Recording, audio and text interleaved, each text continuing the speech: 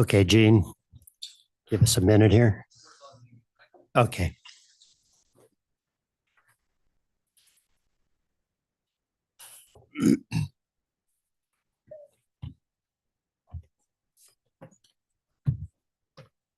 Thank you, Gene. Good morning, everyone. Welcome to the 590th board meeting of the California Regional Water Quality Control Board, Central Valley Region in Rancho Cordova. I'm Mark Bradford, Chair of the Central Valley Water Board. I'll introduce the other board members in just a minute. For people who want to for people who want to listen or to watch the meeting online today, the board's customary webcast is available. We are receiving presentations and public comments here at the meeting and online through a Zoom meeting platform. If you're here at the meeting and intend to present or comment or think you might be interested in commenting, you should have filled out a speaker comment card, the blue card, available at the front of the boardroom entrance.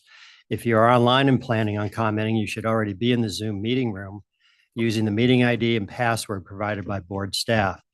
If you have not already received this information, you can email us now at agenda5@waterboards.ca.gov. That address is agenda followed by the number 5 with no space at waterboards.ca.gov. Include speaker comment in the subject line so we can follow up with you. For those in the Zoom meeting, you will be on mute and your camera turned off until it is your turn to speak. Our meeting host will then unmute you and ask you to turn on your camera if you have one. When you are done speaking and the board members have completed asking questions, you will be placed on mute and your camera turned off. I will now introduce other board members as follows. Denise Cadera on my left here from Allensworth. Lena Lee Reeder, also to my left from Sacramento, and Sean Yang from Sacramento.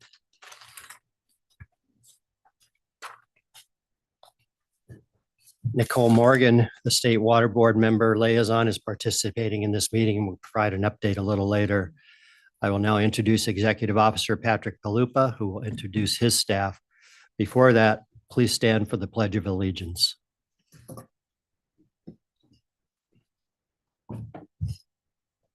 I pledge allegiance to the flag of the United States of America and to the republic for which it stands, one nation, under God, indivisible, with liberty and justice for all.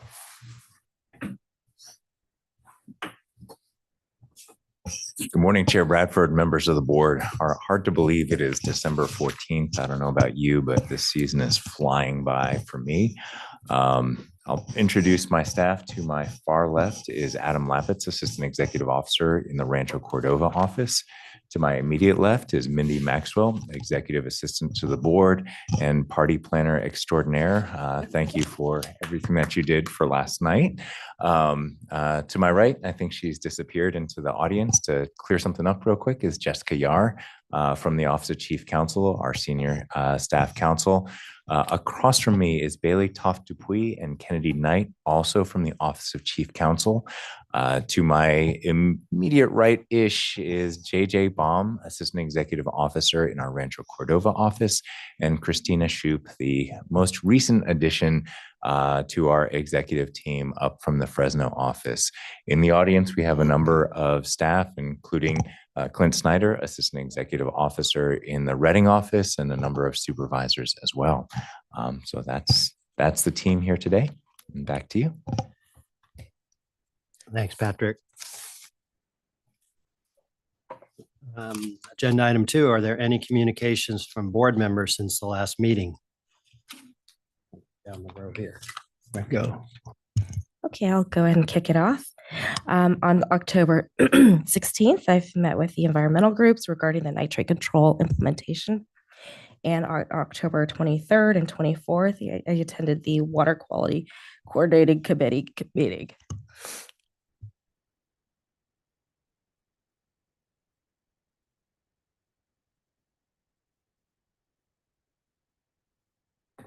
Good morning, everyone. On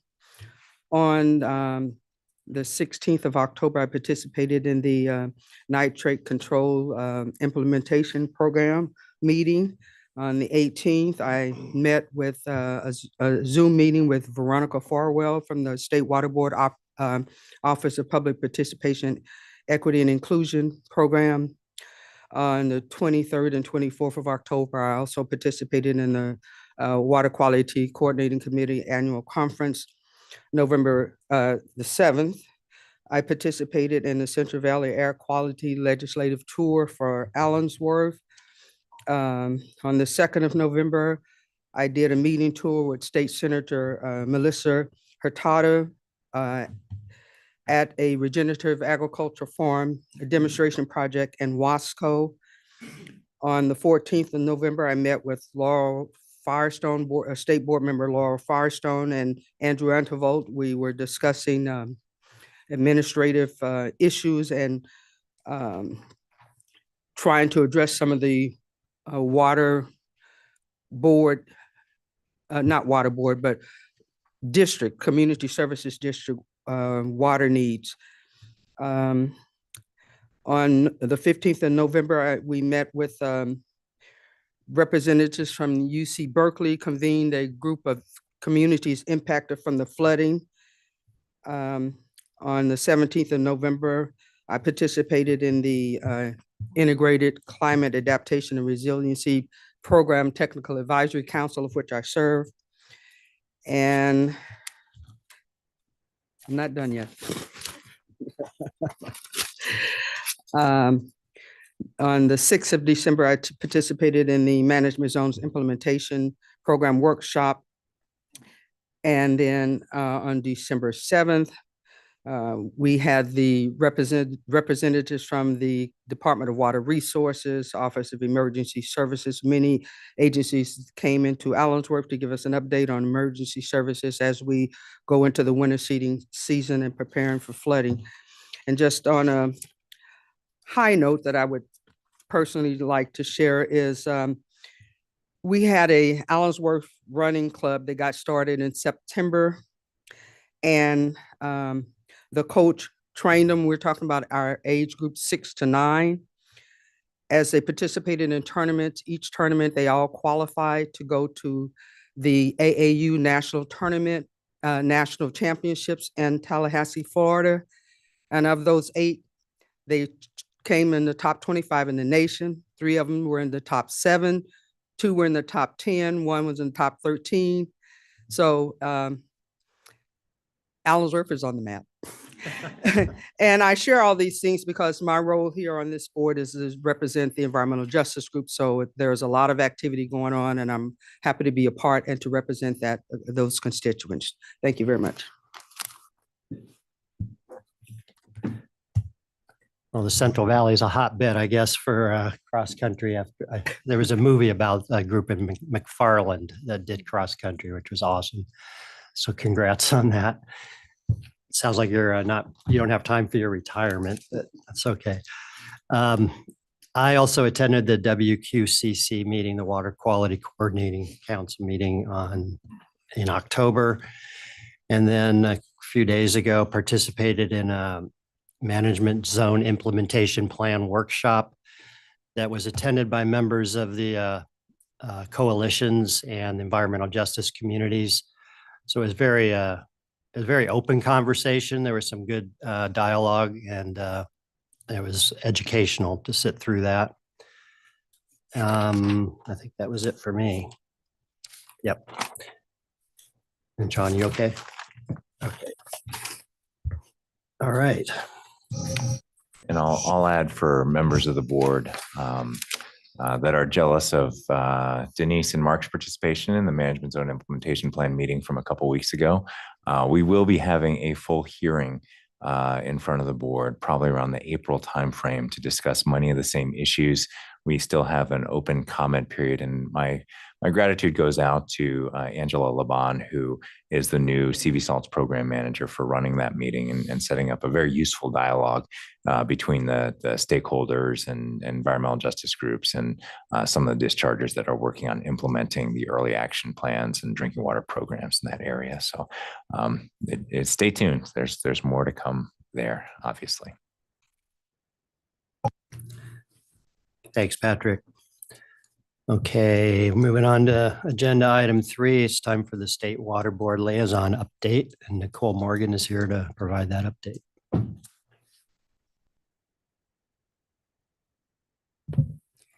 Good morning, Chair Bradford and members of the board. Happy to be here this morning to provide a liaison report. It was great to see you all at WQCC a couple of months ago, and so a lot's been going on since then. Just to share a little bit of my activities, last month I had the privilege of attending a high-level policy delegation trip to Denmark. So I was there in early November to basically share what just kind of what we do here in California, but then also to learn from them, to learn they rely solely on groundwater, and then so got to talk to their Minister of Environment, Denmark EPA, and several of their partners. And then also to tour their drinking water facility and also a couple of their wastewater facilities. And so really learn about their how they manage their groundwater and also their wastewater and drinking water. So that was just a really great trip. Definitely packed days, full 12+ hour days, a lot of sharing of information, and just really grateful to have attended that and to bring back the information. So happy to have additional conversations about just the additional information, the information that was learned and shared there. We just wanted to just highlight that trip for you because it was just really educational, especially with their reliance on groundwater and how they manage their systems. So just a couple updates from the state board. On December 5th, we adopted the amendments to the water quality enforcement policy. On the 7th, a couple state board members attended. They traveled to Coachella to commemorate the 100th consolidation through the SAFER program. So that's since 2019. So a lot of work has been done through the SAFER program to date. As you all know, there's still a lot more work to be done. And so we continue to move forward there. There's also a couple of workshops this coming Wednesday for the program, looking at the one of those will be looking at next year's our annual update to just the looking at the systems that are on the list, those systems that are failing, at risk. And so that workshop is next week. There's a workshop in the morning, and there's also a workshop in the afternoon. And let me please repeat that one more time. And so there's 2 SAFER workshops, and I can send the information. That public notice just went out, and I can send the links. Make sure you guys get the links to the exact times of those workshops. Apologize, I don't quite remember them offhand at this moment. I want to say they're at 10 and 1, but want to make sure I give you the correct information. And so that is where we do the needs assessment and do the rollout of what the proposed updates to that needs assessment, the failing and at-risk systems. And so that workshop is definitely next week. I noted it on my calendar. I wanted to make sure that I highlighted that for you all today. And I will definitely make sure you get all of the information. So the Sacramento San Joaquin Bay Delta Water Quality Control Plan, as part of the public process required to implement the San Francisco Bay, Sacramento, San Joaquin Bay Delta Water Quality Control Plan, the state board released a draft report on September 28th that evaluate environmental and related effects to in-stream flows and other potential changes. And so a multi-day series of hearings were held. We just concluded those this past Monday. And so we had 2 that were during the day, November 17th and December 1st. This past Monday started at 12 noon with the intention of going into the until past work hours to allow those that were not able to attend during the day to come later on. So we went to 7 p.m. on Monday. And so the comment period has been extended from December 15th. And so from this week to Friday, January 19th, to provide additional time for the public to comment on the draft plan. So I should say actually the draft environmental document there. So proposed adoption for direct potable reuse. And so this is a big item here. So AB 574 required the state water board to adopt uniform water recycling criteria for direct potable reuse, also known as DPR, through raw water augmentation on and before December 31st. And so that is coming in front of the state water board for our consideration next Tuesday, December 19th. Also on December 19th, the state board will consider adoption of proposed amendments to the cross connection control policy handbook. So I also wanted to highlight a couple of items from California's water supply strategy. The Governor Newsom released the supply strategy in August of 2022. Got to remember what year we're in because we're almost in 2024, and I'm also trying to already practice it so I can get it correct here. So the water supply strategy outlines California's strategy and priority actions to adapt and protect water supplies based on new data and accelerated climate change to ensure California has the new water needed for generations to come. This strategy outlines 4 sets of actions the state will pursue, sets targets, and identifies specific implementation steps to prepare California for its new climate reality. So a couple of items I just wanted to highlight for you is that staff has developed a draft list of planned recycled water projects that hold the potential to be operational by 2030 and no later than 2040.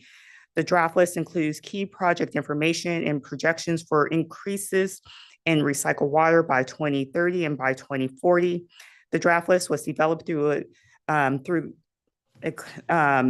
multiple data sources and outreach to individual facilities and industry groups to verify project status and recycled water increase productions. Staff shared the draft list at a November 13th strike team meeting and is finalizing this list to prepare for transmittal to the governor's office by January 1st, 2024.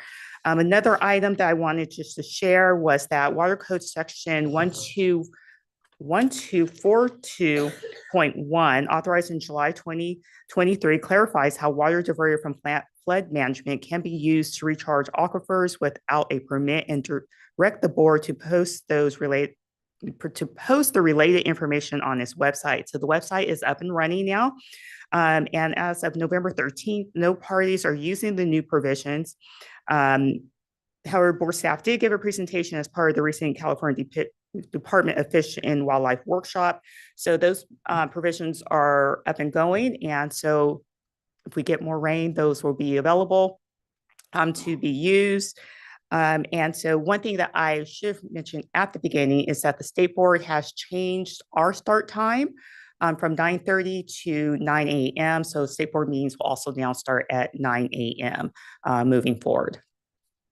So I am here if there's any questions. I know that was a lot and I kind of talked fast.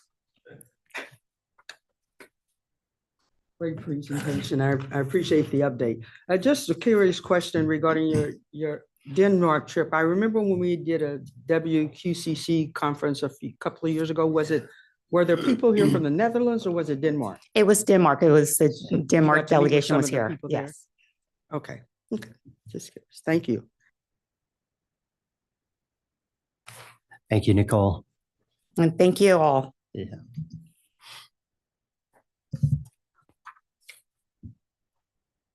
Now it's time for a public forum.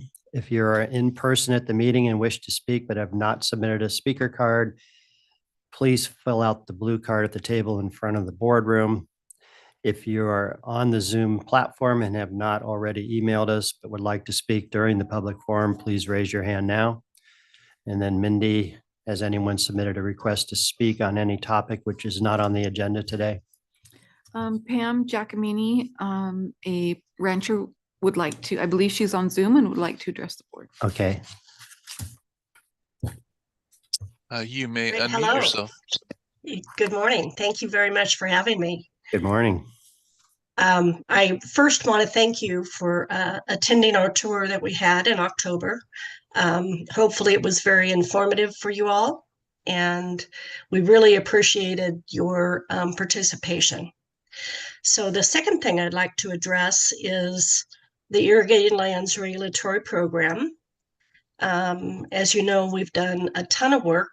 My team has done a ton of work up here in the Upper Pitt watershed, and we plan to bring, prior to your February meeting, a proposal to exempt irrigated pasture and hay.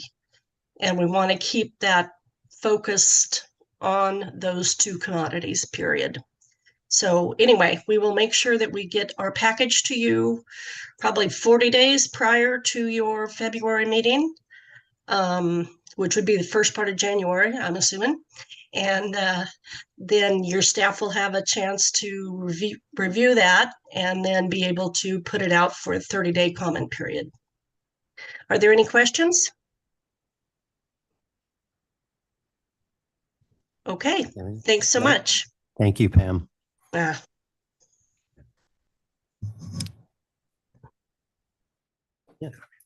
Sure. Yeah. Next, we have Bruce Haddishelt. He's here in person and would like to speak.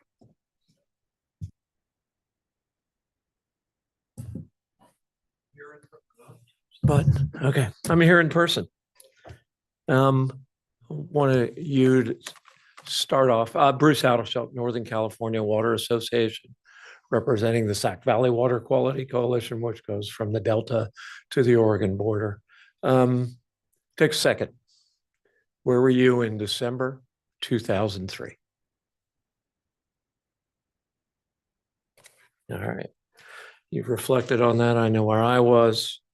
At that meeting 20 years ago, the initial Irrigated Lands Regulatory Program was crafted. It was a product of 1999 legislation and litigation that advanced the belief that ag chemicals were washing off fields into creeks, streams, and rivers, killing aquatic ecosystems and the fish that depended on it. An advocacy group, the Sports Fishermen Protection Alliance, advanced edge of field monitoring. In Patrick's chair was the late Tom Pecos, and along the way, names like Joe Karkowski, Pamela Creedon, the late Clay Rogers, Susan Fergain, Karen Mogus, and at least, Adam Lappitz, and at least, 4 liaisons to the Sac Valley have been involved in reshaping the original order to reflect each of the 3 distinct hydrologic regions of the Central Valley. As Board Member Morgan just mentioned, commemoration, and I think this is important as you begin your 2-day meetings to commemorate the history and the successes of the Irrigated Lands Program. At the center of that were some very challenging conversations that required everyone to set aside their institutional perspectives and become objective, and staff to become arbitrators of stakeholder conversations that required everyone, and I mean everyone, ag and regulators alike, to venture outside their comfort zone and to trust through verification. Think about the TSA line, right? You can go through the normal line, the bar is set high, but if you provide more documentation and the risk level goes down, you get to take your shoes off, right? Oh, you get to keep your shoes on, I'm sorry. And you get to go to the head of the line. In this Irrigated Lands Program, the documentation has taken the form of pilot programs with ag commissioners to do outreach and education that's resulted in success stories in Walker Creek on Carpiafos. It's been pilot programs in Pope Valley and El Dorado on reduced monitoring. There have been expert panels on nitrogen applications led by Cal Poly's Dr. Burt, petitions on orders that led to the 2018 state presidential order, another expert panel on representative surface water quality monitoring that validated the representative monitoring approach was appropriate. Importantly, there have been tens of millions of dollars spent by farmers on monitoring, modeling, reporting of management practices to demonstrate that our practices are protective of surface and groundwater quality for aquatic life, for drinking water and the many beneficial uses that you are charged with protecting. Against that backdrop is the harsh reality of the economics on the farm. Whether it's 90% of the rice acreage not being planted in 2022 in Colusa County, whether it's the walnut prices crashing, whether it's vineyards this year that are left with lots of grapes hanging on them because the market is, as one grower said to me, it's an ugly market, not a bad market, an ugly market. Winter wheat's looking for a little quench of thirst right now. And in my county of Placer, 15, the mandarin farms are shutting down because there's only about 15% of the crop. And so it's going to be tough to get mandarins. This is a harsh economic reality that not just impacts the family farm, but the allied industries that support those family farms, and equally as important, the local economies. So despite the reservations of stakeholders and staff, we in the Sac Valley see the value of providing the documentation to get the head of the TSA line, right? And keep our shoes on. At NACWA, we believe in the fix, not the fight. Nature-based solutions that we advocate for to benefit fish and birds could not be possible in polluted waters in the Sacramento Valley. Gone are the days when farmers could willy-nilly throw around nitrogen pesticides. They recognize the cost-benefit analysis just doesn't work anymore, and they've been educated by various commodity groups. So in the Sac Valley, working with our ag commissioners, crop advisors, distinguished university experts in hydrogeology and cropping systems, the Sac Valley has, where do I go from here? Sac Valley has provided the verification so that your board, that you as a board and your staff can trust the outcome. I want to thank you and board members who've preceded you for the past 20 years, who've taken the time to walk the ground, as Ms. Giacomini said, walk the ground with the farmers and see their practices that have existed even before the regulation that protect the land and the water. As I mentioned, trust is important, trust with verification. And the further we get away from October and a really productive field visit, the further, the more that trust is eroded. We had to, as you heard that day and in other conversations, agriculture sometimes views regulatory agencies as bounty hunters. They're going to come find a violation and I'm going to end up with a fine. We've worked really hard with you to ensure that that doesn't happen. So as I leave you, I want to thank you. And we've had a lot of success stories in the Sacramento Valley to craft our waste discharge requirements to reflect our landscape and our protection of water, whether it's the reduced monitoring management practice verifications that exist in El Dorado, Napa, Lake, Neuqua, used to be in the Upper Feather River, whether it's a Goose Lake exemption, whether it's the Upper Feather River exemption. And as Ms. Giacomini said, whether it's the Pitt River exemption that we're working on right now. We appreciate the journey. It's been longer than anyone wants, but it's important to document so that all the stakeholders can trust and work collaboratively towards solutions. So I want to thank you and wish you a great holiday. I look forward to the priorities presentation. Thanks, Bruce. It was a good history lesson. I wasn't here 20 years ago, but appreciate that. And I certainly appreciate the comments. I will say that, in terms of a timeline for getting a proposal and analyzing a proposal and going through monitoring reports and understanding what, modification to waste discharge requirements, attaining that by the February board meeting, even under the time schedule, would be extraordinarily difficult, even if everything lined up. I know our board staff would have to take the proposal in and take a good look at it.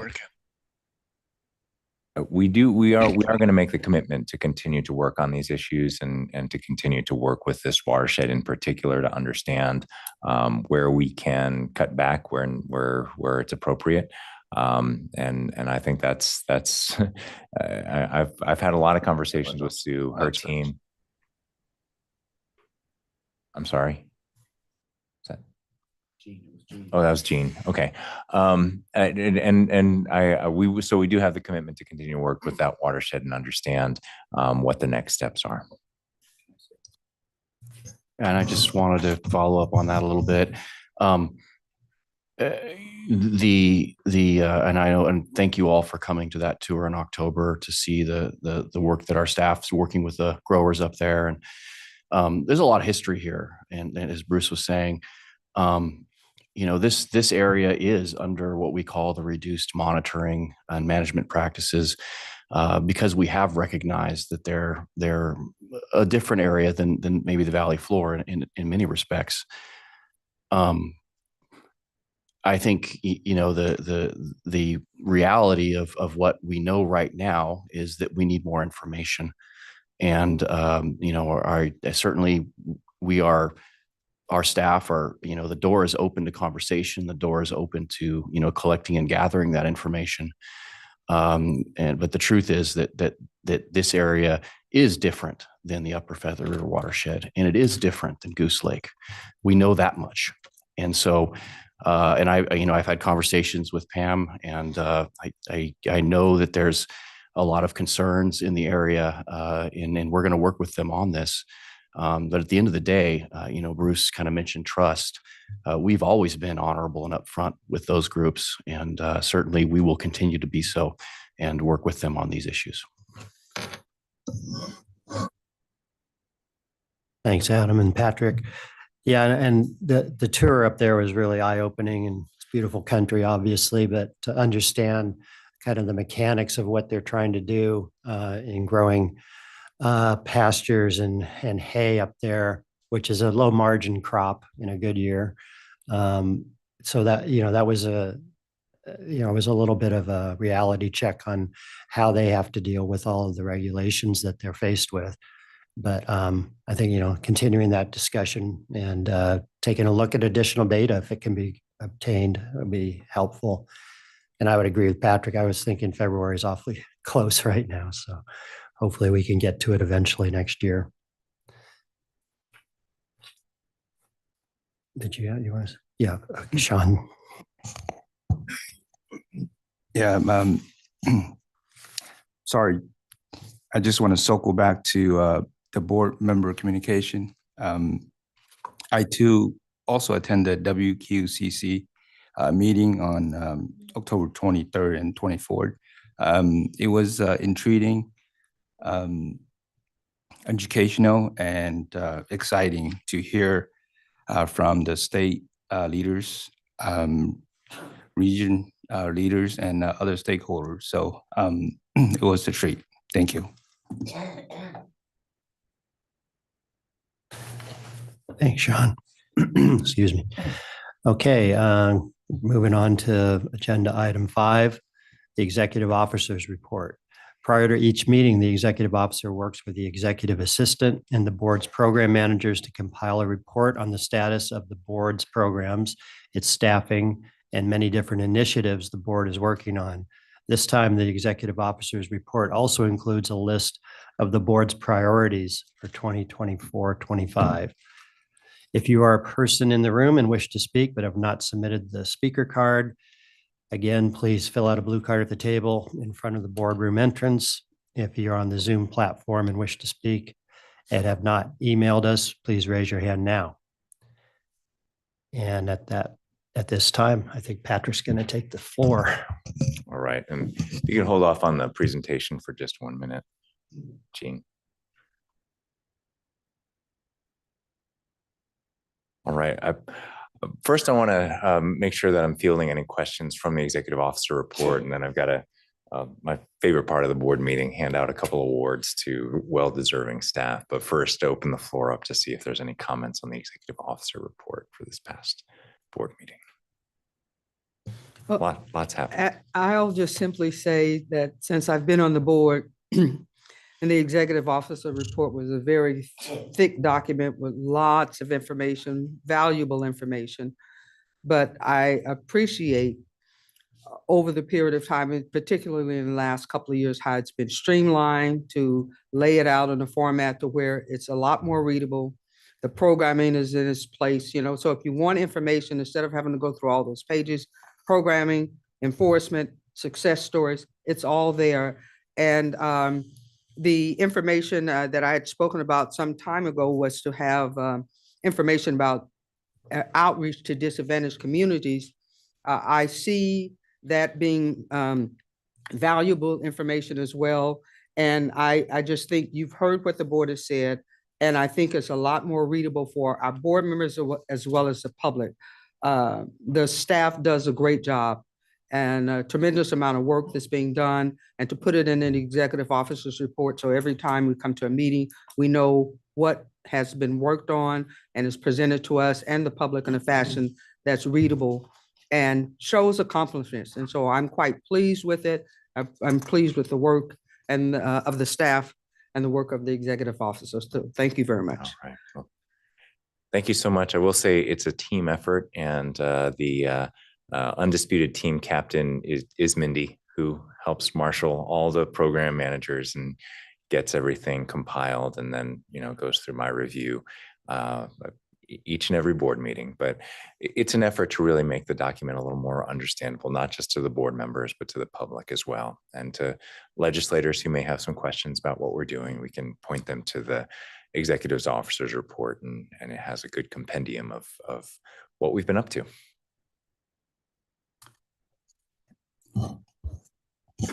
Morning, Patrick. Morning.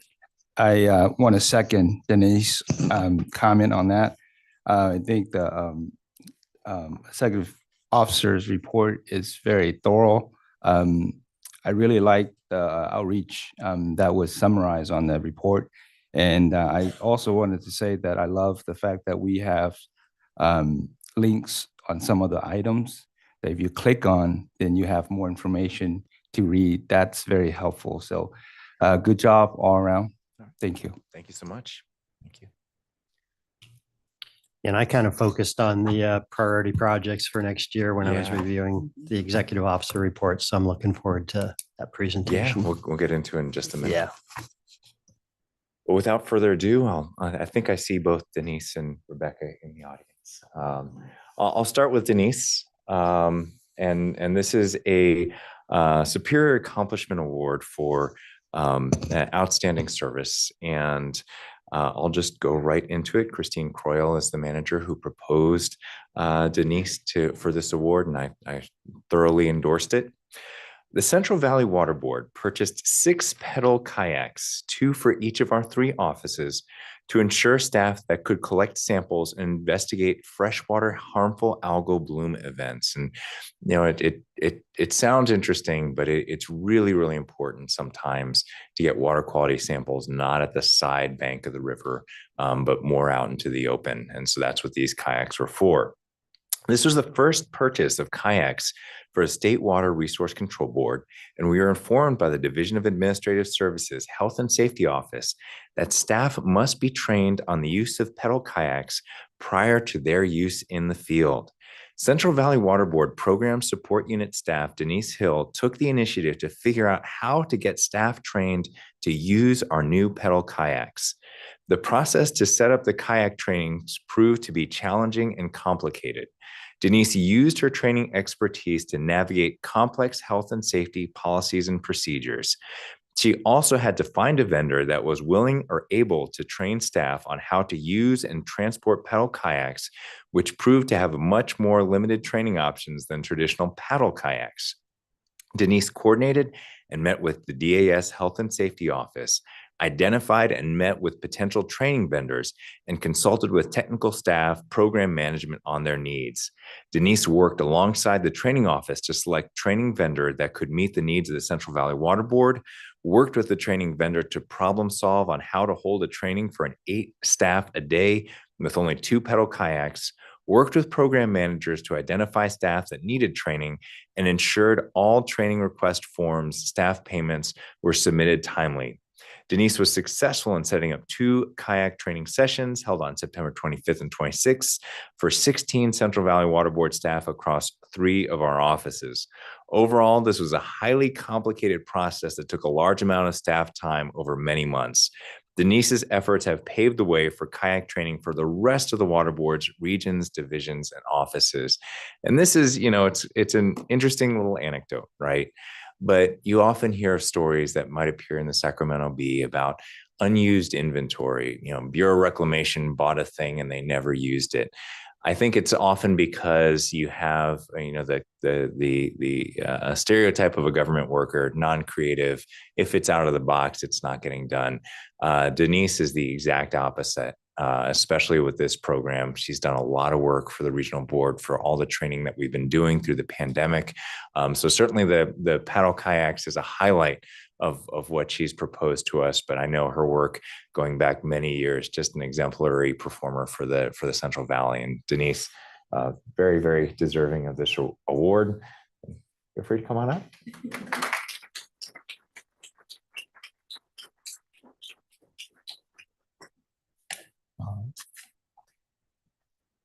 Thank you so much. Thank you.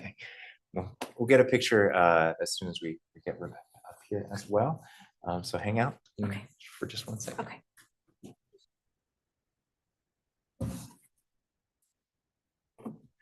Rebecca, hit.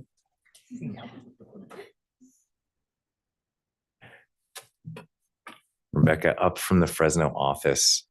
Omar Mustafa has proposed the Superior Accomplishment Award.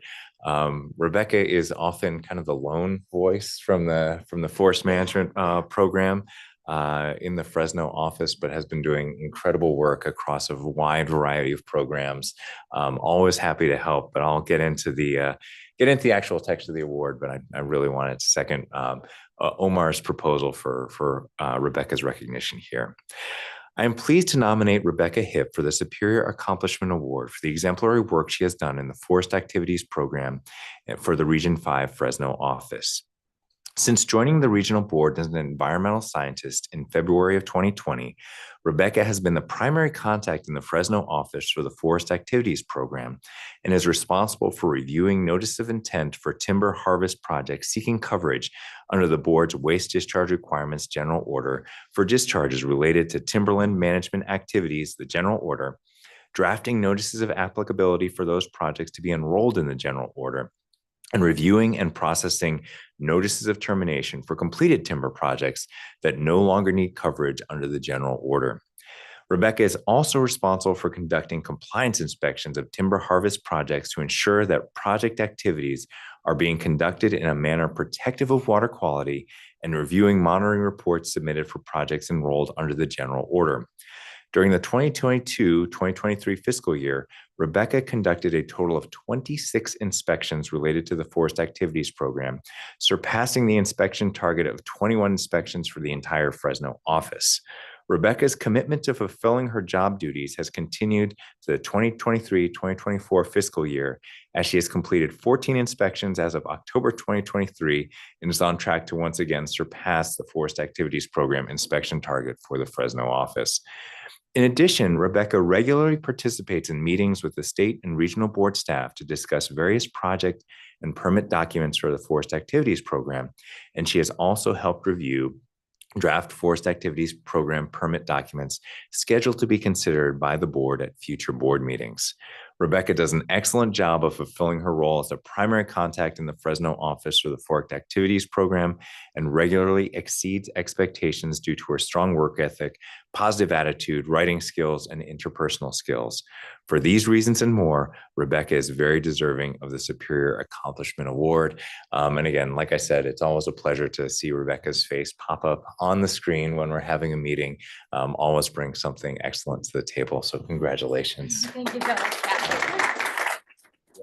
And hers isn't framed because we weren't sure if we were going to send it down to Fresno or not, and didn't want it to get broken in the mail. But we'll make sure we take care of you. Thank you. And let's take a couple pictures, if you could, for the board.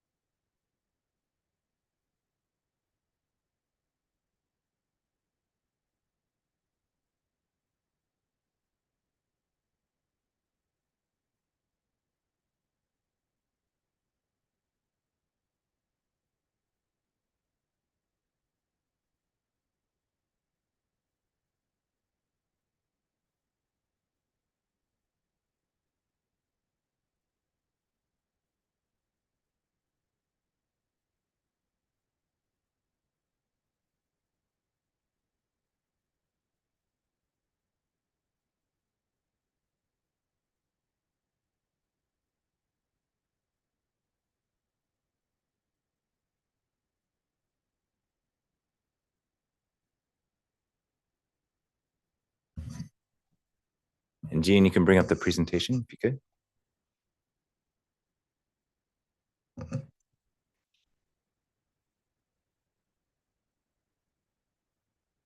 All right. And as the picture indicates, it's been an extraordinary year for the Central Valley Water Board. This was flooding that occurred in the Tulare Lake Basin, as Denise is well aware, this past year. It shows that to a certain extent, I put this picture up here that because the portfolio management process, much as we try to make progress on priority projects, the portfolio management process, first and foremost, is a means of not only prioritizing, but reprioritizing when events like the floods of Tulare Lake came up. So we had to certainly reposition staff, reallocate staff to do certain tasks to make sure that water quality was protected. And that's really what this indication is there. And Denise, I know you've lived it and are still living it. There's still water in that basin, and there probably will be through the summer of next year. But our staff is trying to do the best we can to respond to events like that. And a refresher, I'll always include this slide just in terms of what the cyclical process is for the priority project setting and for the annual work plans. We're here in December in that first box, setting the priority projects for 24-25. In January through June, we will be developing the annual work plan. So each one of the program managers will specify what they want their staff working on through the course of the next fiscal year. Next fiscal year, beginning July 1, will be implementation. And then in August, we'll report back to the board on the implementation of prior year's work plan.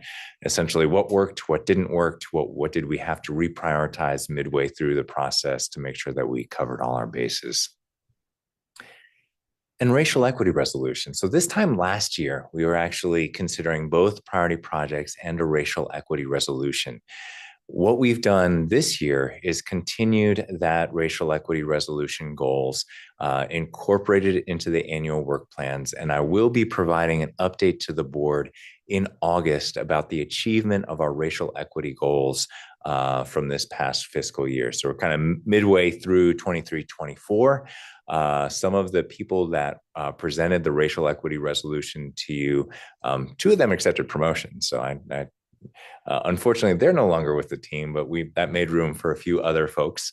I don't know, racial equity seems to be a fast track for approaching a lot of water quality issues in the state in general.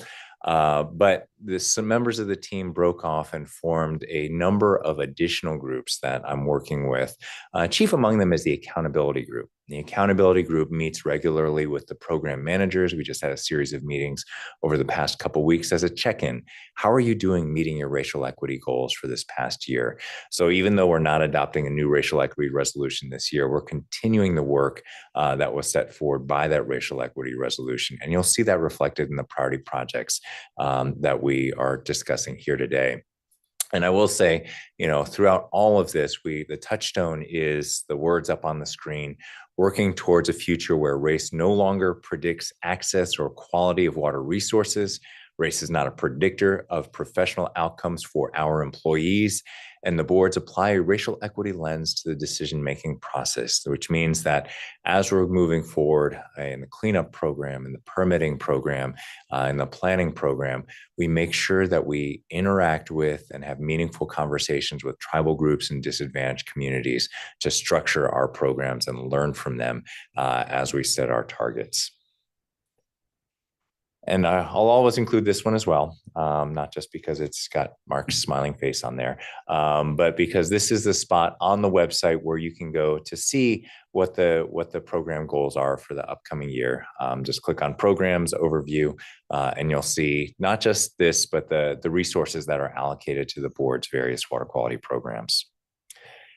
And so without further ado, I'll launch into the priority projects that we're working on this year. For the NPDES programs, the NPDES is the Point Source Discharge Program, the federal program that we implement. There you see the Sac Regional's shiny new wastewater treatment plant with the nitrate reduction basins right there. Priority projects this year for the NPDES program will be continue to enhance outreach with tribal groups and disadvantaged communities potentially affected by the NPDES permitting program's proposed permits.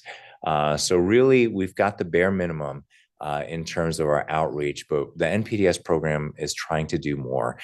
They're working a lot with Adriana, who's our tribal coordinator out of the Fresno office, to make sure that we have increased outreach to tribal groups that maybe have some interest in the NPDES program and the permits that we adopt. And also, as a priority project, to develop tools to increase permitting efficiency. These are highly technical permits, and the more we can develop tools on our end to expedite those permits, the faster track we are on to meeting our performance targets for the year.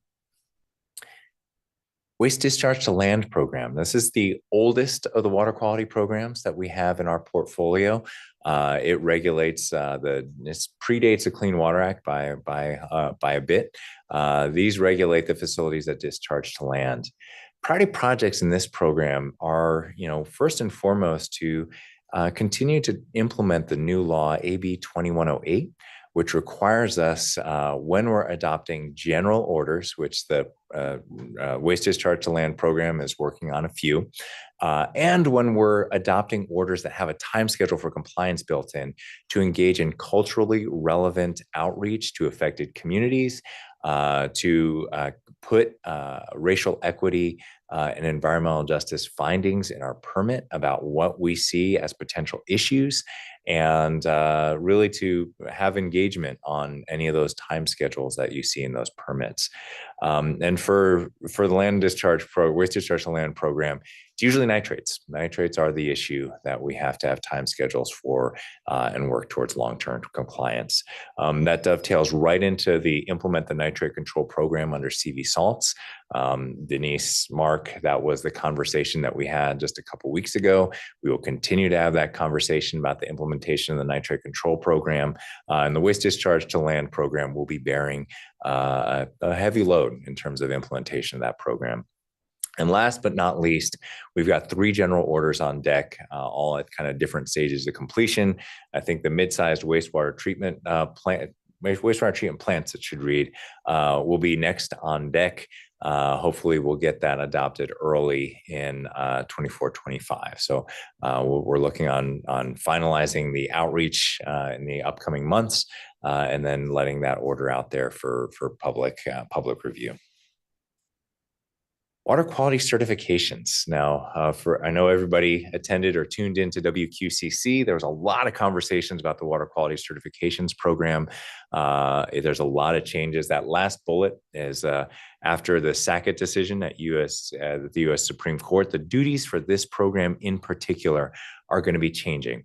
And it means that we'll be taking over a little bit of a load from the federal government and working on water quality permits that the feds would used to have worked on. We still don't know how big that universe is. I think it's relatively reasonable and should be able to be handled. But that's a new workload and a new priority project for the water quality certifications program.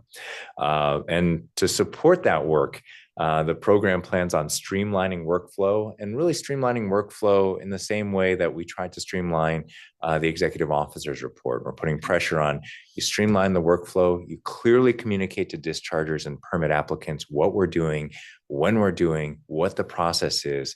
And that also pays dividends in terms of public process. We have easy graphics to kind of show to people in the communities. And it's often tribal communities that have some interest in the water quality certifications program. Here's what we're doing. Here's where your opportunity to comment is. Here's the scope of this proposal. Here's what it's doing. Here's what it's not doing.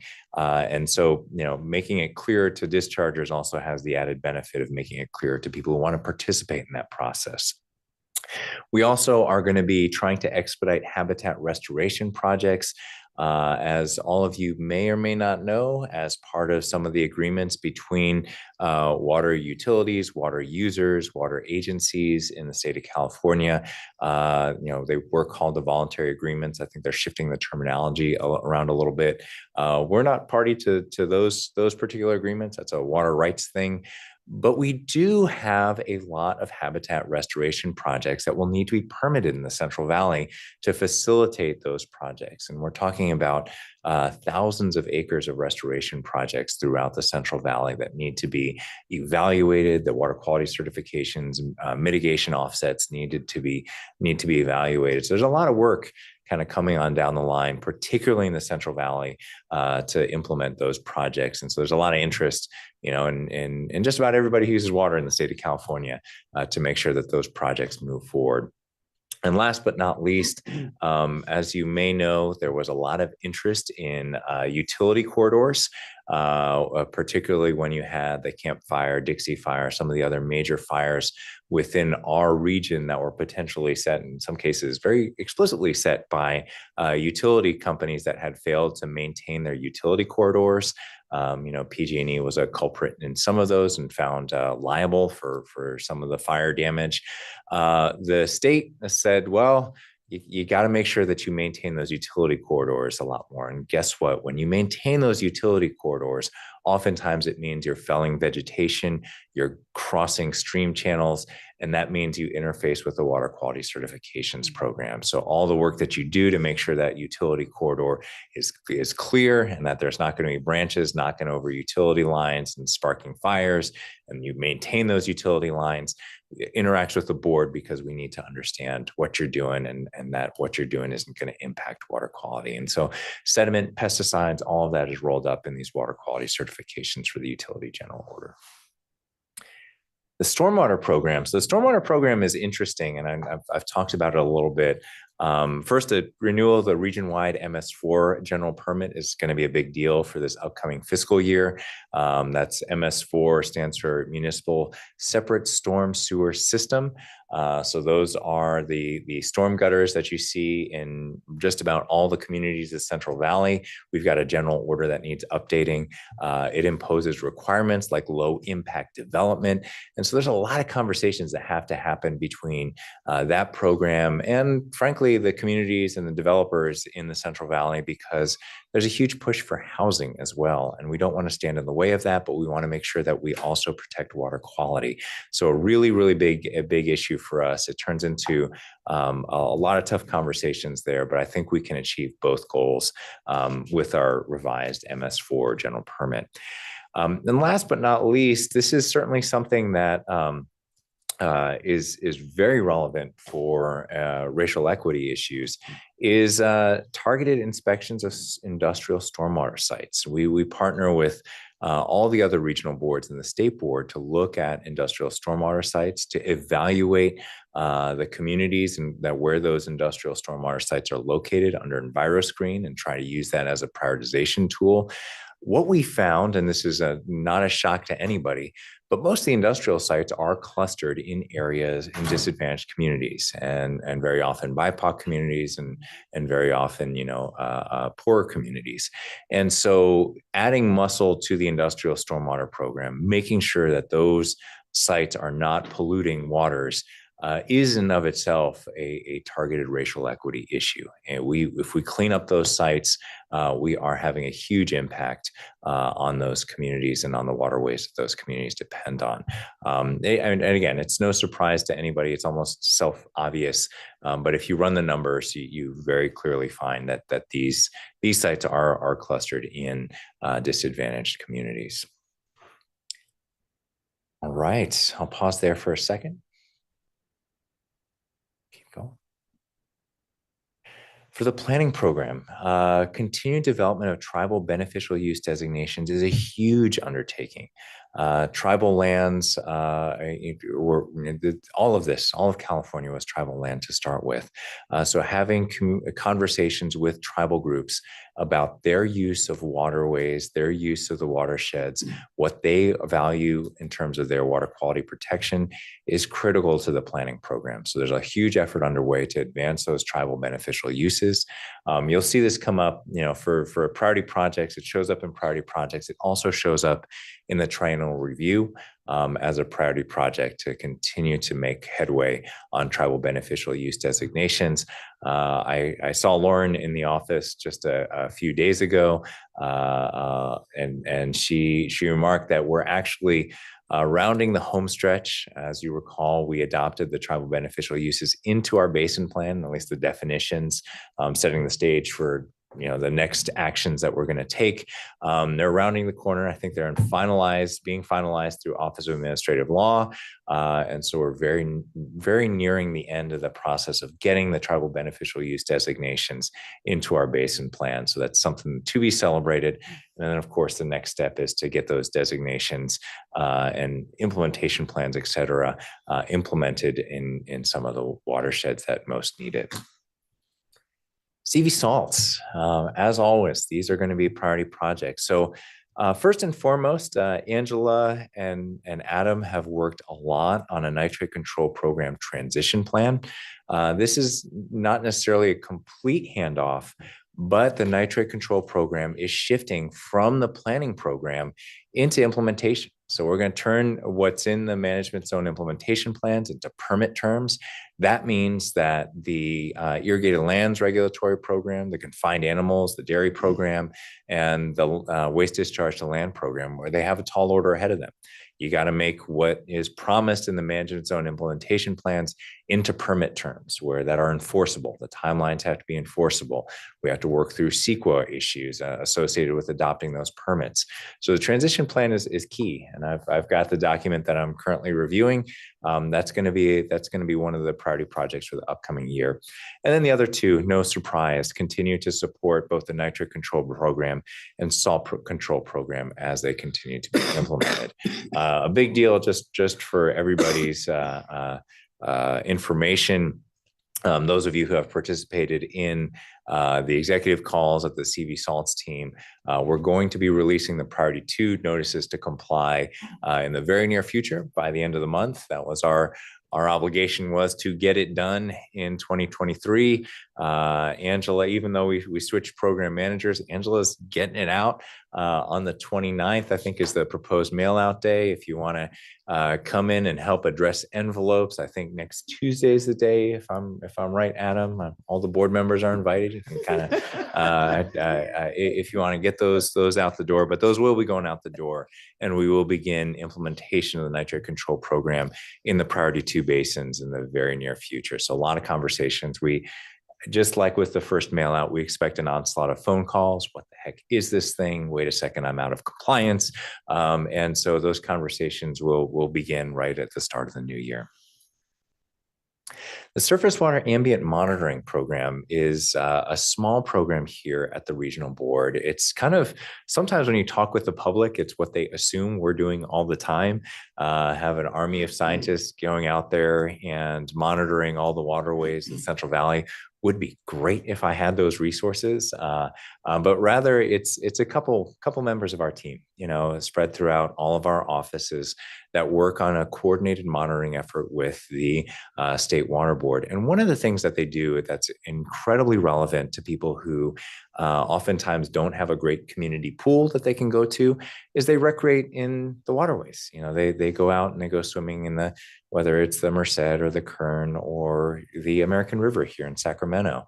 And for the lower American River, for the American River in general, we've developed a GIS reporting tool. I know we've sent it around a couple times, where you can click on the map and it shows you where the E. coli levels are high, where we've done some sampling for E. coli in the river.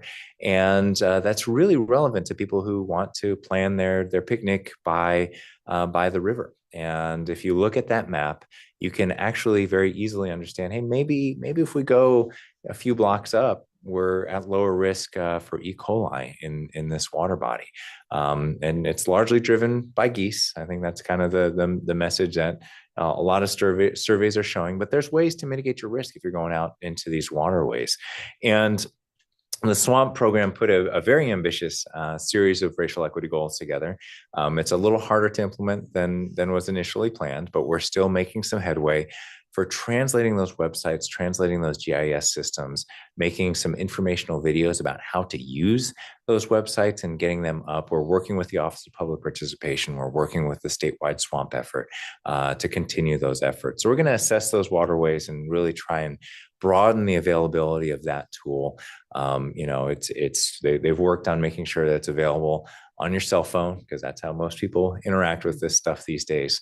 But the next step is to make sure that you got some YouTube or maybe TikTok videos. Adam, are you volunteering for that one? I'll propose a dance to make sure that we can get that information out there. But really make sure that it's accessible to people who are using the waterways and need to access that tool. Priority projects for the Non-Point Source Program. Non-Point Source Program is a program that kind of leverages not a huge amount of federal funds, but an important kind of augmentation to implement projects that are in the Non-Point Source 5-year plan. This year, this 5-year increment, it includes CV salts, wildfire response, harmful algal blooms, agriculture, and water quality impacts from homelessness. We're going to begin the development of the next 5-year plan, which will include, again, the racial equity goals. And I think we have strong support at the State Water Board to incorporate that as we continue to develop the next 5-year plan. That's a joint effort. So all of the regional boards will be working on that collaboratively. For the TMDL program, you know, front and center, and Sean, I know I've talked with you a little bit about that. We're going to be undertaking a scientific peer review of the Delta Mercury Control Program and associated delta methyl mercury, TMDL. This is a really big deal for the board, and it's a really big deal for subsistence fishers in the Delta. What you see there, that's the stripers. Those are really, really fun to fish, taste great. They also bioaccumulate mercury at relatively high levels because they are not anadromous fish. They stay relatively local. They're not like salmon that spend a lot of their lives at sea, come back. So they eat, you know, lower trophic level fish that eat lower trophic level critters and that kind of food web concentrates methyl mercury. And so it represents a problem for tribes and subsistence fisher groups that want to eat a lot of meals of this fish over the course of a week. So we're looking at the best way we can to reduce those methyl mercury loads into the Delta. A lot of times that involves cleaning up the tributaries, cleaning up abandoned mines that are still bleeding mercury into the system, and also monitoring kind of wastewater treatment plants, stormwater systems to make sure that mercury levels are as low as possible coming off of the systems. All right, I'll pause there for a minute. It's a lot of information, I know. Has there been any success in reducing some of the mercury levels as you've just spoken about? There have been some very, very cool successes in 2 areas. One, mine remediation. There's been a few projects that have been undertaken. You know, former board member Bob Schneider works with a group called Tuolumne. They recently completed, I think it was like McCord Environmental. I know Stephen McCord did some work on remediating some mercury that was slewing off of the Elgin mine in the Cache Creek watershed. I forget what county that is. I want to say Napa or Sonoma. I'm not 100% sure on that one. It's in the Cache Creek watershed. So there's been some mine remediation work that's happened over the past several years that should cut off sources of mercury to the Delta. You're not going to see an immediate impact there, but over the long term, getting those mines cleared up and getting the elemental mercury from washing into the system is a big deal. The other thing that is really, really important is the studies that are better understanding what the methyl mercury contributions are. So phase 1 of the methyl mercury control program, we set some load and waste load allocations, but we also put very strenuous monitoring requirements to studies, everybody from the water contractors to POTWs. And I think, you know, Fish and Wildlife had a hand in reviewing some of those studies. Really understanding what the methyl mercury loads were. And we're talking about just really unbelievably small amounts of methyl mercury is really, can be harmful. And those studies kind of showed that one of the big benefits of switching to tertiary treatment, especially with, we're working on getting all of the Delta plants upgraded to tertiary treatment. I think we're almost there. There's one straggler, which is an astounding success story in and of itself. Also knocks out the mercury contributions from those wastewater treatment plants. So most of the wastewater treatment plants, almost all of the wastewater treatment plants, are in compliance with what we set out to accomplish in the methyl mercury control program. A little more stubborn problem is what's happening with the MS4s. Again, you're talking about really in unbelievably small amounts of loading. So we'll be having conversations about how to address that loading. And then there's the contributions from the tributaries. So the big water systems flowing in, that's where, the biggest bang for the buck is remediating those mines. And also, Cache Creek Settling Basin kind of shows up every once in a while as something that if we can have an ongoing operations and maintenance plan, that's where you have elemental mercury washing in from the Coast Range, settling out in that basin. Regular maintenance of that helps the long-term mercury picture for the Delta. That's mostly off the top of my head. I think I got most of that right, but that's really where where the successes were in understanding methyl mercury a lot better, and in remediating those mine systems and the tertiary treatment for the plants, which was really adopted for other reasons, but the added benefit of mercury reductions is a huge benefit to the program. And Patrick, just a comment on the American River discussion. Yeah. For those who don't live here in Sacramento, there was a little political firestorm about homeless encampments in general, but I think it was just last week, the district attorney did a media tour of the lower American River, trying to make the point that the homeless situation was contributing to harm to the waterway. And there was a brief mention, I believe, in the article I read anyway, about the geese contribution. It got a lot of attention, and I think that extends way beyond Sacramento. That issue is going to kind of influence activities up and down the Central Valley. Certainly, and we, just to be totally transparent, we've had conversations with the media, we've had conversations with, the city, and we've had conversations with the district attorney's office about this whole bunch of issues that they're working on. Homelessness is a huge problem in California, and to be honest, while it may not be the driver of E. coli issues, we are very concerned from the trash perspective. It's something that and has impacts to the waterways, and there's no easy solution. As long as people are living outside in the cold, you're going to have this trash problem continue to show up. So, it dovetails with the state's effort to kind of expand housing and expand services for folks who have fallen on hard times. California is a wonderful place. It can be rough if you're on the fringes, and some folks there are having a tough time and figuring out where water quality issues end and where other agencies can help out has been a challenge for the state on the whole. Hey, Pat. Yeah. A lot of information so far, but a lot of great information. So I just want to thank you for that so far. I have heard a lot of information concentrating about disadvantaged community and tribal and homeless, that it's under the umbrella of disadvantaged community. And, I myself still live in a Title I school area. So I really appreciate that, that equity lens of try to help out the most vulnerable community, which is, has a domino effect. If they are in trouble, it's going to weigh on everybody's shoulder. Absolutely. So I appreciate that. I'm just curious, do we have assemble any sort of representative group as far as those groups, so that we could brainstorms with them of what's going on in their neck of the woods, and if we haven't, are we planning to do some sort of that nature?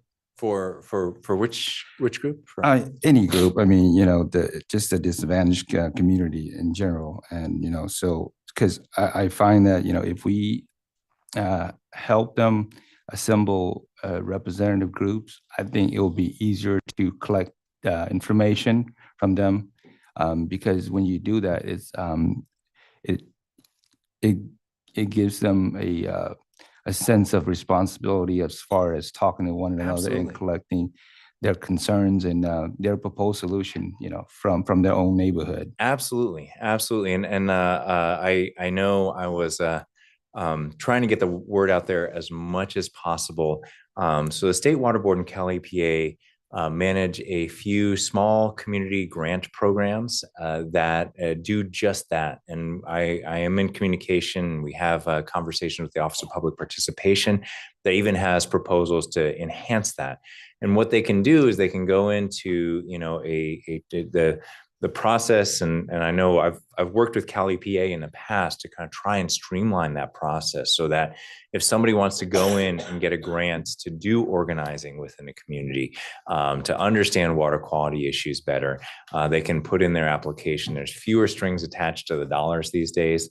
I hope it doesn't dry up. I know the budget condition is rough this upcoming year, but there are resources available from both the federal government and from Cal EPA, and the water boards are trying to increase their portfolio there as well.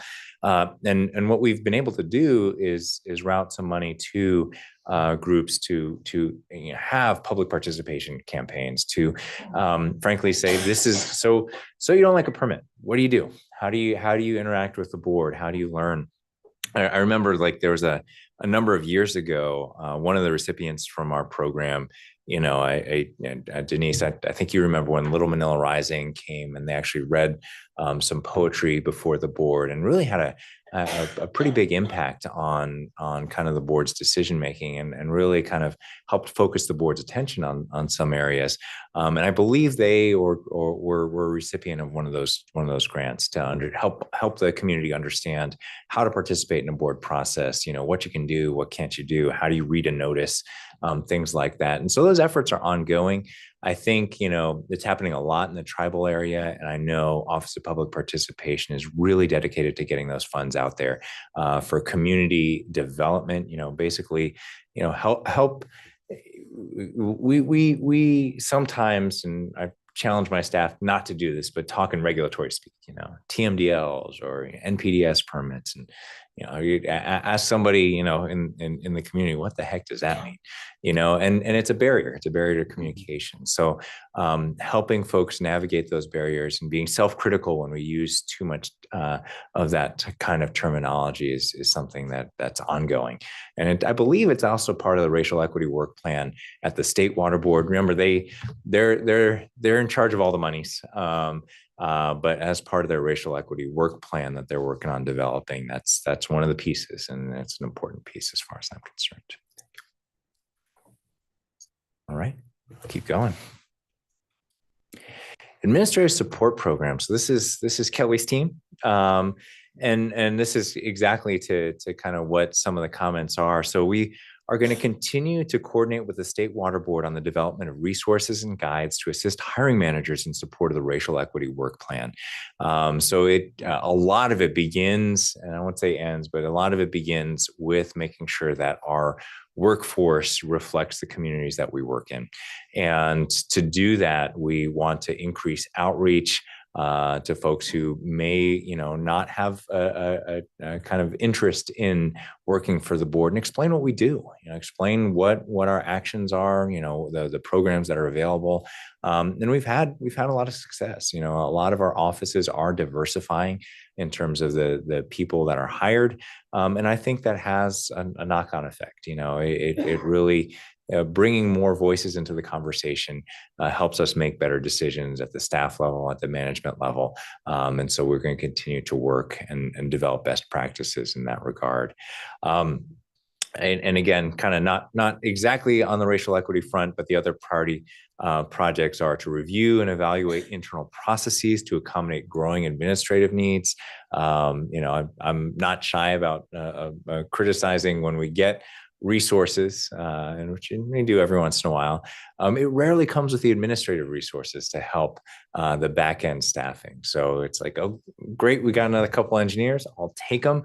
Where is the administrative support? Because those engineers need that administrative support just to do their job. You know, I often go back to the hospital example. It's if you had a hospital run entirely by surgeons, that would be fantastic, right? No, the bills wouldn't get paid. You know, the conditions wouldn't be sanitary, and you'd be a disaster. You need the administrative team to form the backbone, to get the bills out, to get the training done, to get folks up to speed on all the HR practices, to hire up a good candidate. So it's one of the reasons that I'm the executive sponsor for the administrative support program. That I can go to state board and advocate for more positions there, and I'll continue to do that.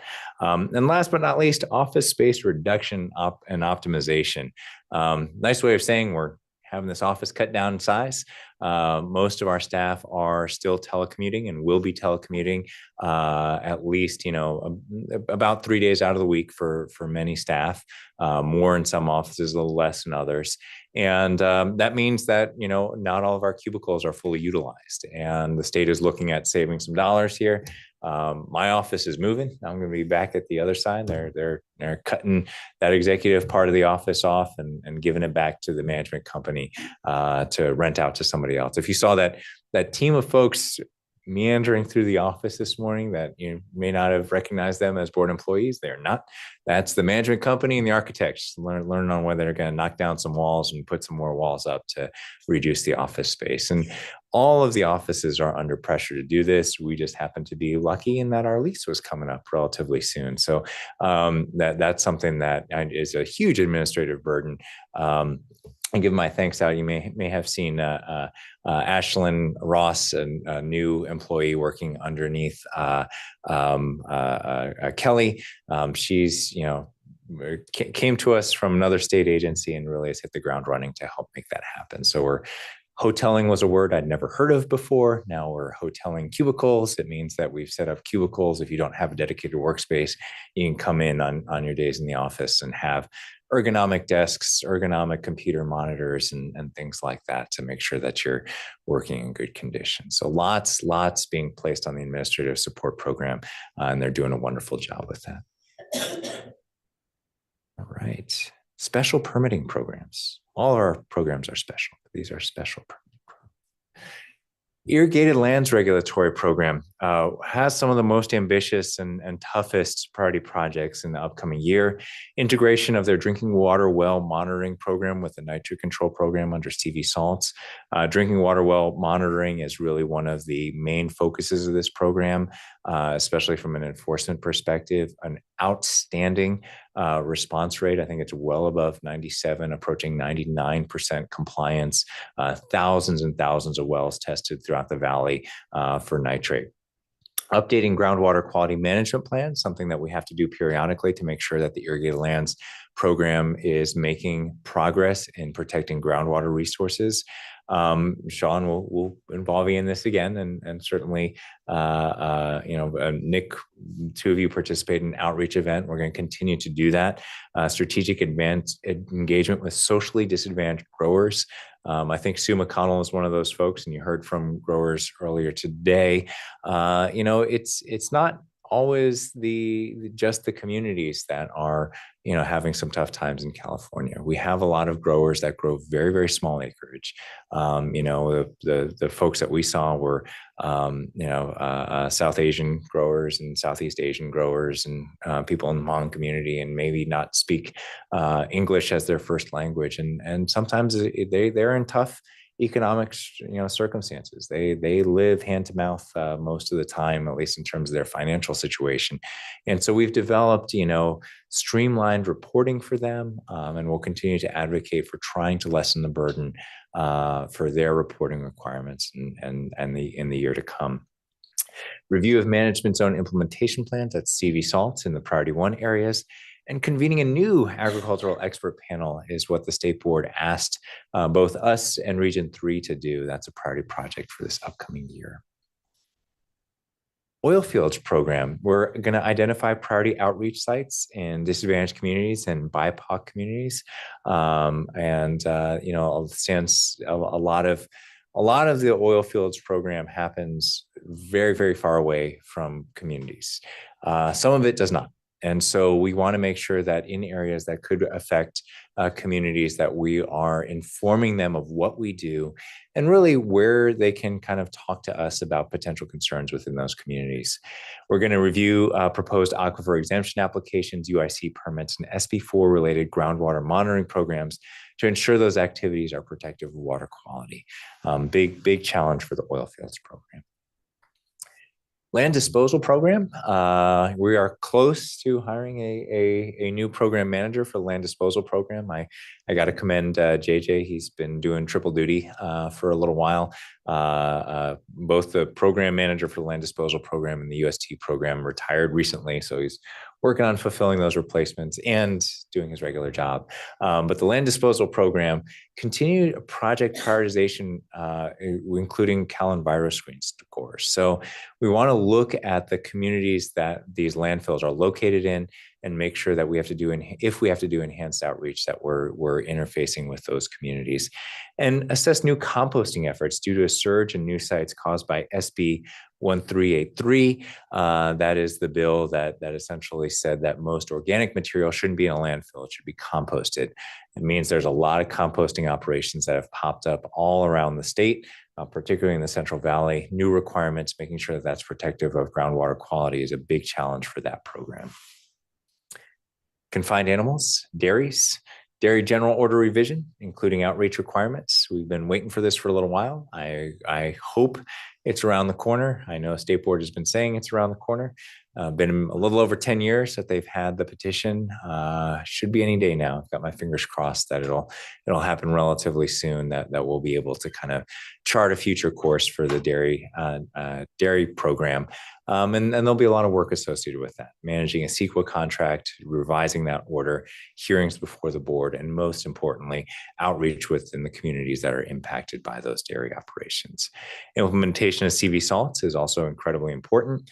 And digesters, composting, and alternative manure management is part of the portfolio as well.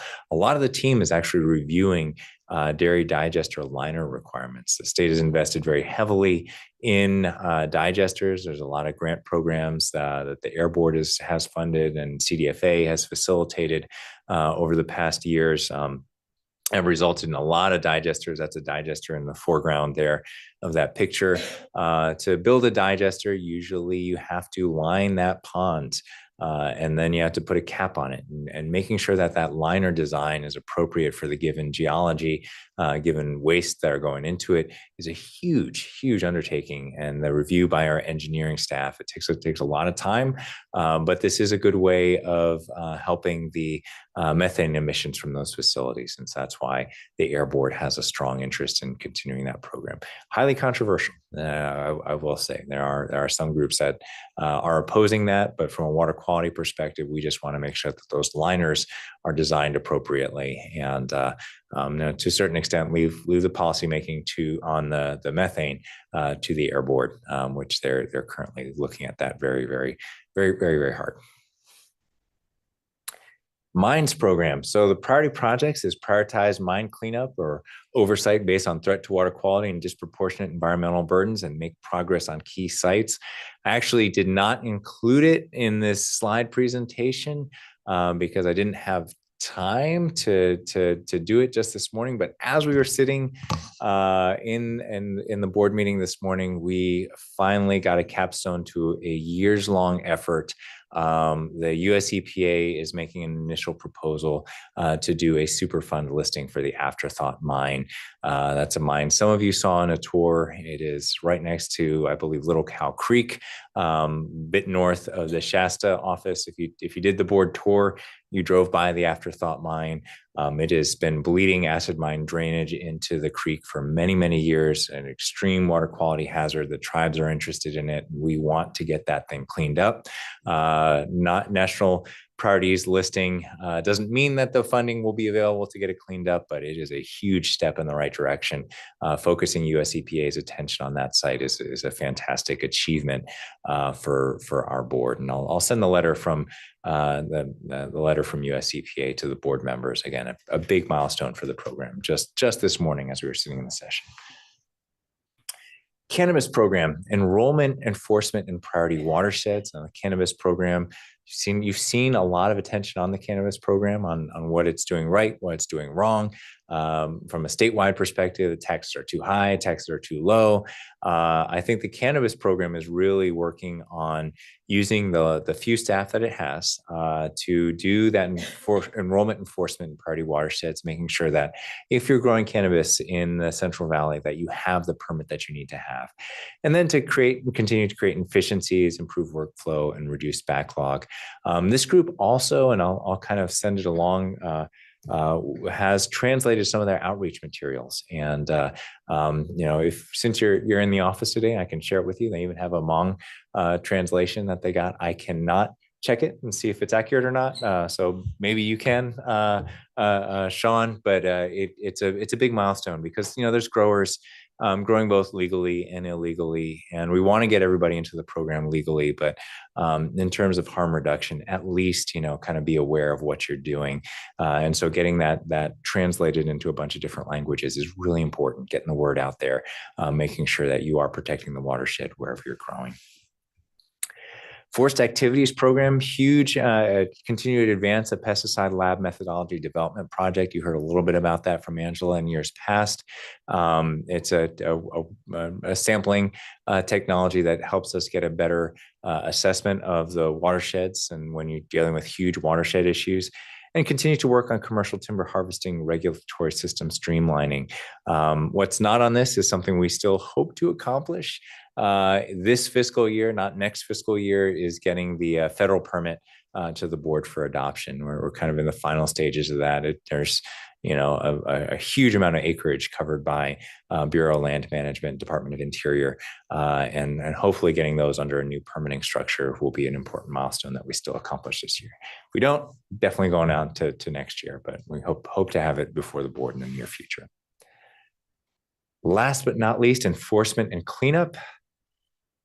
Continue to maintain and enhance CV Salt's compliance initiative is a priority project for the compliance enforcement program. It's called out specifically in the executive officer's report. We have some diligence, some of our best enforcement teams, making sure that if you're in a nitrate control program area and you're not submitting your reports, you're going to have a talking to. And if you don't respond to that, you may get an ACL. And so those cases are being developed by the compliance wing of this office, and they will continue to work diligently on that because enforcement is such a key part of any program that we develop, especially those for nitrates. And last but not least, enhanced engagement with disadvantaged environmental justice communities and enforcement prioritization. There's a lot of efforts underway, some of it led by Cal EPA, some of it led by US EPA, some of it led by Office of Enforcement. A lot of focus. You may have heard US EPA Administrator Michael Regan talking about enforcement initiatives affecting disadvantaged communities, environmental justice communities, and our enforcement team is listening and participating in all of those efforts. Site cleanup program, and I think a lot of this is prioritization. We've got a lot of programs in the site cleanup program. We have some SCAP funding alignment. So SCAP is a site cleanup subaccount program, is a little carve out for cleaning up orphan sites.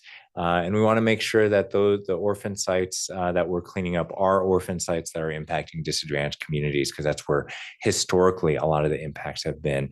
That's a conversation that we're having with State Board. State Board has embraced that concept wholeheartedly, and so we will continue to work on case prioritization within that program. We're also reviewing public outreach procedures, making sure that when we have a site cleanup progressing, the folks in the community both know about it and know about it in terms that they can understand.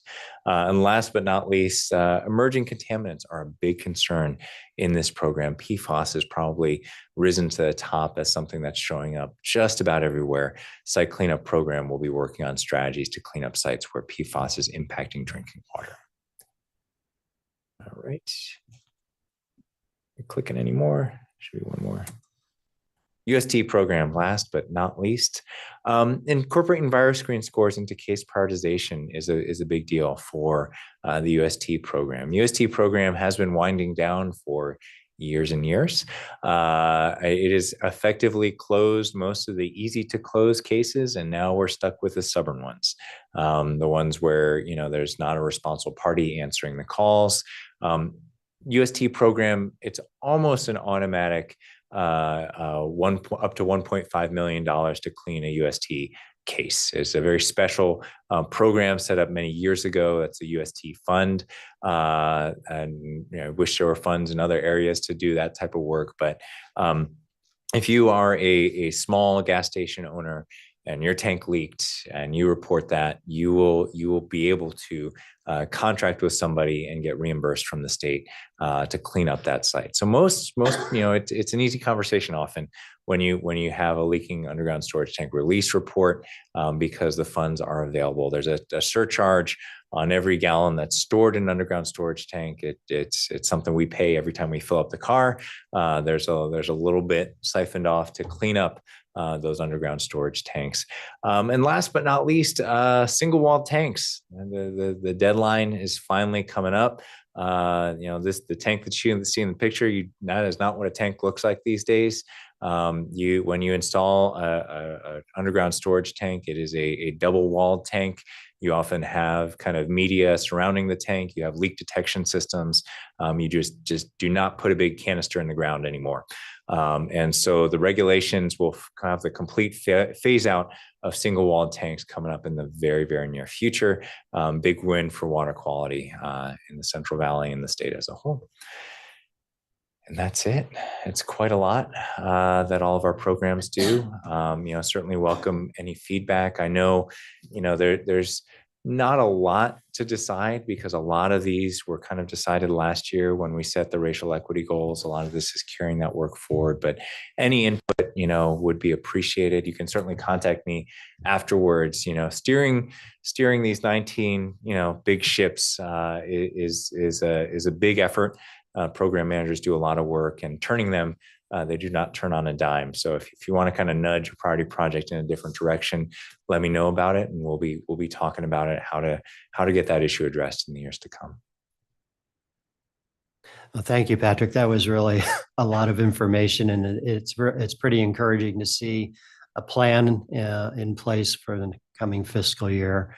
And on top of how much progress has been made, if you look at the executive officer's report, I only had one question going back to why is there another agricultural expert panel? Good question. Is that a food safety panel? No, again? it's not a food safety panel. So long story short, Region 3, rabble rousers that they are, tried to do something a little different with their irrigated lands order. They essentially took the directive from the state board in the East San Joaquin order, the one that we're implementing.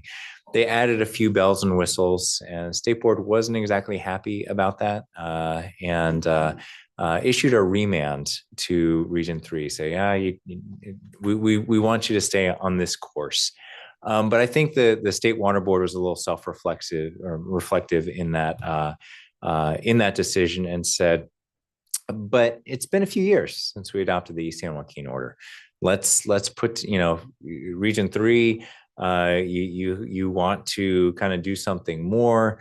We really want to kind of consolidate our efforts and have a statewide panel to really understand whether the East San Joaquin requirements are working or not. And that's kind of it in a nutshell. And we're kind of at the cutting edge of a lot of that, implementing the groundwater protection target kind of strategy. The conversations that we had down in Bakersfield certainly feed into that. But the idea would be that we kind of do a gut check and see if the East San Joaquin is working or not, because I think there's some stakeholders that say it's not doing a good enough job. There's others that, we've invested a huge amount of time and resources. We think it's on a good track, but I think there's a lot of stakeholders that want that kind of third party perspective. Are we doing okay? And you're right. This would be the fourth or fifth expert panel. I know there's at least a couple expert panels in advance of the East San Joaquin order that were convened by the State Water Board when they were deliberating on that. We had our oil field agricultural expert panel specifically looking at oil field wastewater, we had a surface water monitoring expert panel that also kind of convened to evaluate our surface water monitoring program. So this would, I think, be number 5 in recent history. But it's a good tool. It's a good tool. They're tough, and hopefully they'll give the appropriate people the money to implement this program. So we're not kind of raiding our own piggy bank to do that. But it's most of these expert panels have had good things to say, and the critiques that they've made have been well founded and have helped us kind of refine our program. So maybe we did too well with our earlier expert panels, because we made them into a good tool, and now it's a lever that they reach for whenever they've got a tough policy issue to consider. Okay, thanks for clarifying that. Appreciate it. Yeah. Thanks, Patrick. I want to touch on the drinking water well monitoring outreach. It's I know it's a lot of effort to reach above the 13,000 wells. My concern here is approximately 32% of the wells exceeding the nitrate drinking water standard. And we have tried to reach out to them, and I see some response back from the owners. I'm just curious to what degree, as far as try to help them out and making sure that these nitrate situation are under control. What is our game plan? It's happening in a lot of different areas. So the nitrate that's contaminating these drinking water wells is almost exclusively from agriculture. Right? I think the nitrate inventory, which was done, I want to say about 15 years ago now, academic paper that basically found 90 to 95% of the nitrates that are winding up in drinking water were contributed from nitrate fertilizer. And those practices continue. The way that crops are grown, virtually all crops are grown. There's some exceptions. I think table grapes are kind of the big exception, and maybe a couple others. Most of them use nitrogen application. There's some, some as when we looked at the upper watershed areas, there's others are grown, without nitrate application. But so the effort to kind of reduce that is the plan under CV salts is we work with the Irrigated Lands Regulatory Program, we work with the Confined Animals Program, and we work with the Non-15 Discharge to Land Program, and gradually eliminate all of those sources of nitrate, make them compliant with drinking water standards on a schedule that's as short as practicable, but in no cases longer than 35 years. That means there's going to be some big changes to the growing practices that are happening throughout the valley. They're working on that right now. A lot of time and energy is being invested in that. And then in the interim, the idea is those wells get tested and water is delivered, either treated water, you plumb them into a local treatment system, you provide bottled water for a limited amount of time before you can get them hooked up to a system, or you have some other distribution system, point of use, point of entry treatment that helps those communities with the water. So that's big strategy is really to make sure that we address the sources of nitrogen, because this is a huge amount. I mean, a huge amount that's in both the aquifers and in the soil right now. and trying to, and again, they've made huge strides in reducing the nitrate inputs, but we've got to take it a little bit further to make sure that those drinking water resources are protected. Thank you, Patrick. What do you have? Yeah, Yeah, go ahead. definitely have some. Yeah. Yeah, I first of all, I just had one question about how is staffing capacity to maintain and address our priority projects, just to ensure that we're being responsive and appropriately addressing the water quality issues. Because you've mentioned cannabis and so many other Yeah, programs with yeah. limited staff capacity. How are we able to handle? Doing the best we can with the resources that we have at our disposal. I think the priority projects that you see in front of you are a reflection of what we can do with the resources that we have. There are priority projects, I think, that would, if we had greater resources in some programs, we'd be proposing more ambitious priority projects. It's the role of the program manager to do an honest assessment of the resources that they have at their disposal and say, what can we do in addition to that? So you see, there's a couple programs up there that really did not have that ambitious priority projects, and that's okay. The division for all program managers is between core regulatory work and priority projects. And the core regulatory work is essentially bringing permits to the board for adoption, doing the monitoring, reviewing monitoring reports, getting cases closed, just the day-to-day work that we would, nothing special, so to speak. It is special, it's tremendous work that's being done, but that's core work. That's our core regulatory work. The priority projects are, the program manager's assessment of, given all the resources that we have doing core work, how much can we spend on priority projects?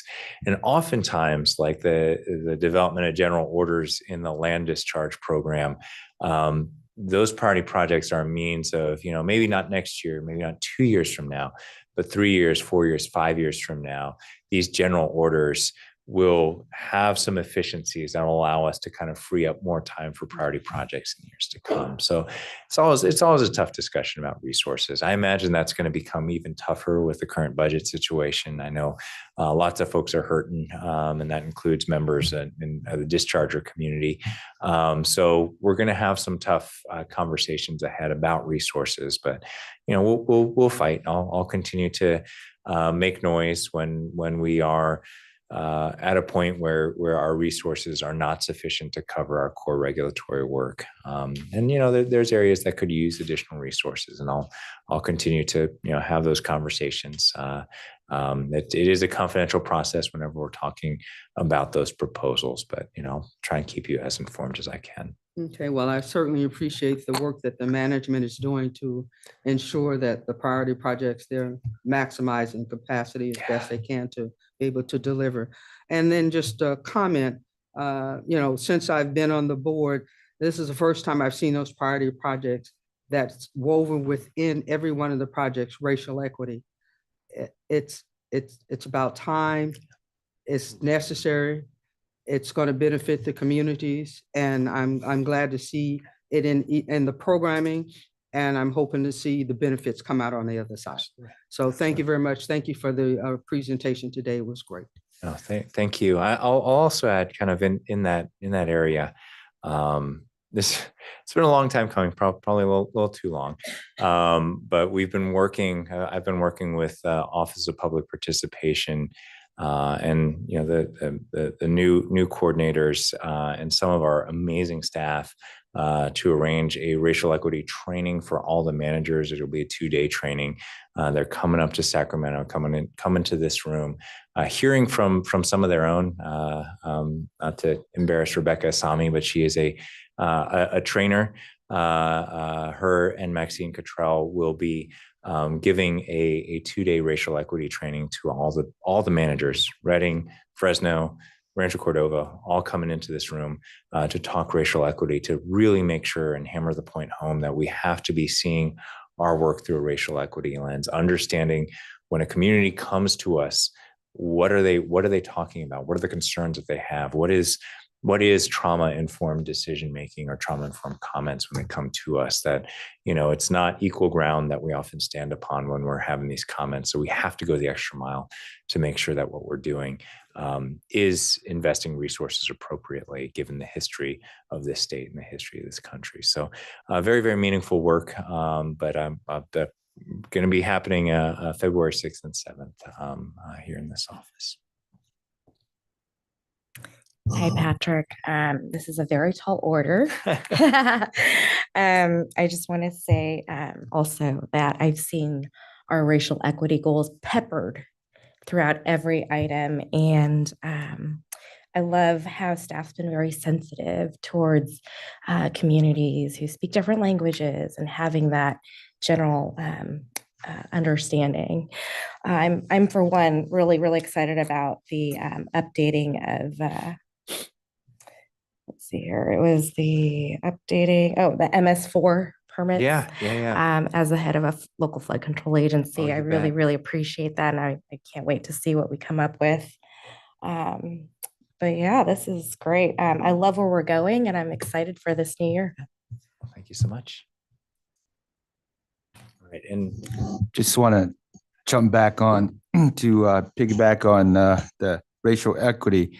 As you alluded to, the extra effort of training so that our staff has a deeper understanding of the people that we try to help. I think that says a lot about our seriousness of trying to help the disadvantaged community. And that's really heartfelt for me. And I just want to say thank you for the effort.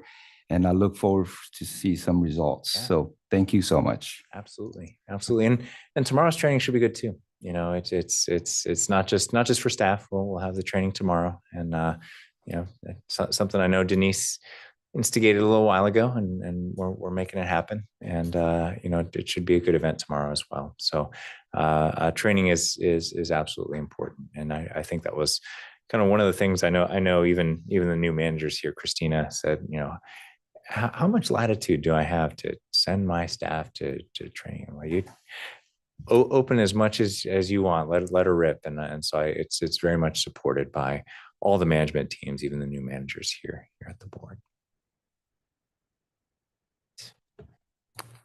Thank you, Patrick. Really comprehensive and encouraging to see all the progress that we're going to get next year. Mindy, are there any interested persons who submitted a request to comment on this item? No, there are none. Okay. All right. Well, thank you. Definitely time for a bio break. So we'll adjourn for 10 minutes and be back to finish up.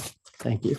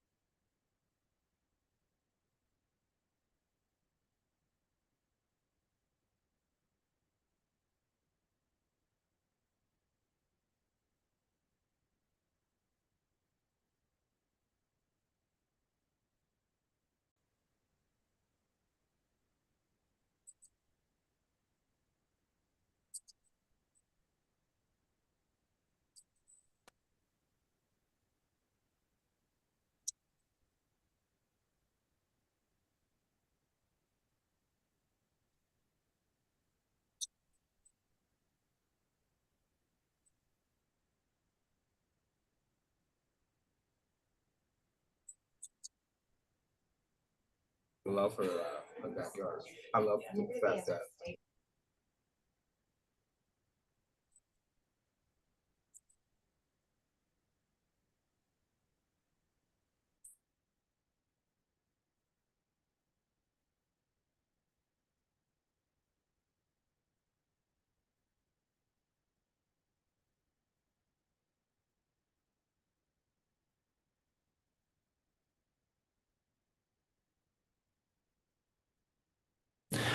Okay, folks, if we could think about getting this thing going again.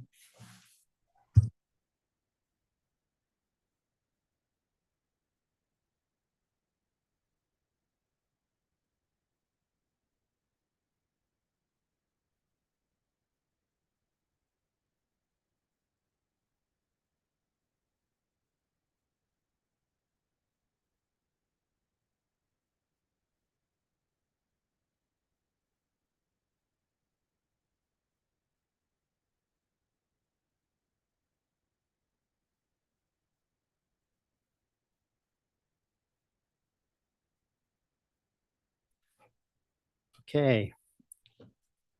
Back in session, agenda item 6 is consideration of the minutes from the prior board meeting, which was held on October 12th. Are there any edits or corrections to the October minutes? And if not, can I get a motion in a second? I'll move to approve the minutes from October 2023. Second. Okay, we have a motion from Elena and Sean seconded. Mindy, if you could take the roll. Board Member Yang, Yes. Board Member Kadara, Yes. Board Member Lee Reader, Aye. and Chair Bradford. Yes.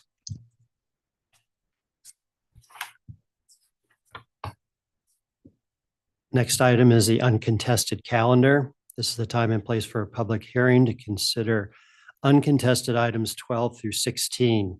If you're a person at the meeting and wish to speak but have not submitted the speaker card, please fill out a blue card at the table in front of the boardroom entrance. If you're on the Zoom platform and wish to speak but have not emailed us, please raise your hand now. Mindy, has anybody submitted a request to comment on any of the uncontested items? None, Are there any late revisions? none. Okay, can I get a motion in a second? Yeah, approve that. Motion to approve the consent calendar items 12 through 16. Second. Thank you. Elena and Sean have made a motion and seconded. Mindy, if you could call the roll. Board Member Yang, Yes. Board Member Kadara, Yes. Board Member Lee Reader, Aye. and Chair Bradford. Yes. Okay, next agenda item is item 8, discussion of the board work group assignments. This is a time and a place for a discussion on the board member work group assignments. Are there any comments from the board members regarding your current work group? And do any of you have a desire to participate in a different work group? Chair Bradford, I would, because board member Abdus is Yeah, out today. right. My suggestion would be that we certainly entertain the discussion, but we also take the discussion into tomorrow as well. And one item to note, and this is a suggestion from staff, is there still is a Clear Lake Blue Ribbon Committee that is periodically meeting to discuss matters pertinent to Clear Lake. And the Blue Ribbon Committee is essentially talking to all sorts of agencies, local agencies, state agencies, about what to do to work towards restoration of Clear Lake. We've been an active participant of that, and Jen LeBay, a manager within this office, has been the board's designee. Board member Bob Schneider was the alternate.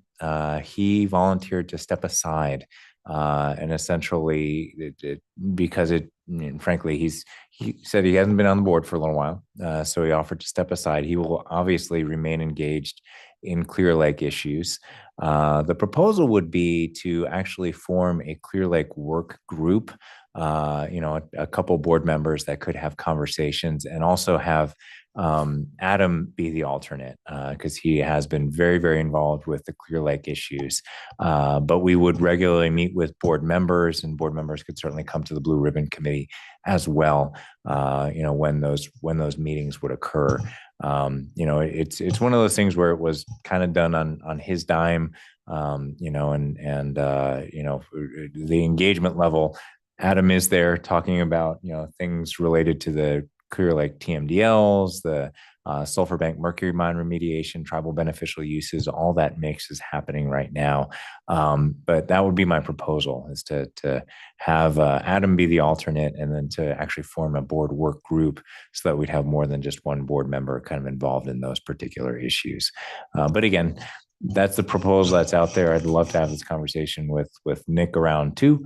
I had hoped, frankly, when I teed this up, that we would have another board member or two participating in the conversation today. Governor's office did not do that just yet.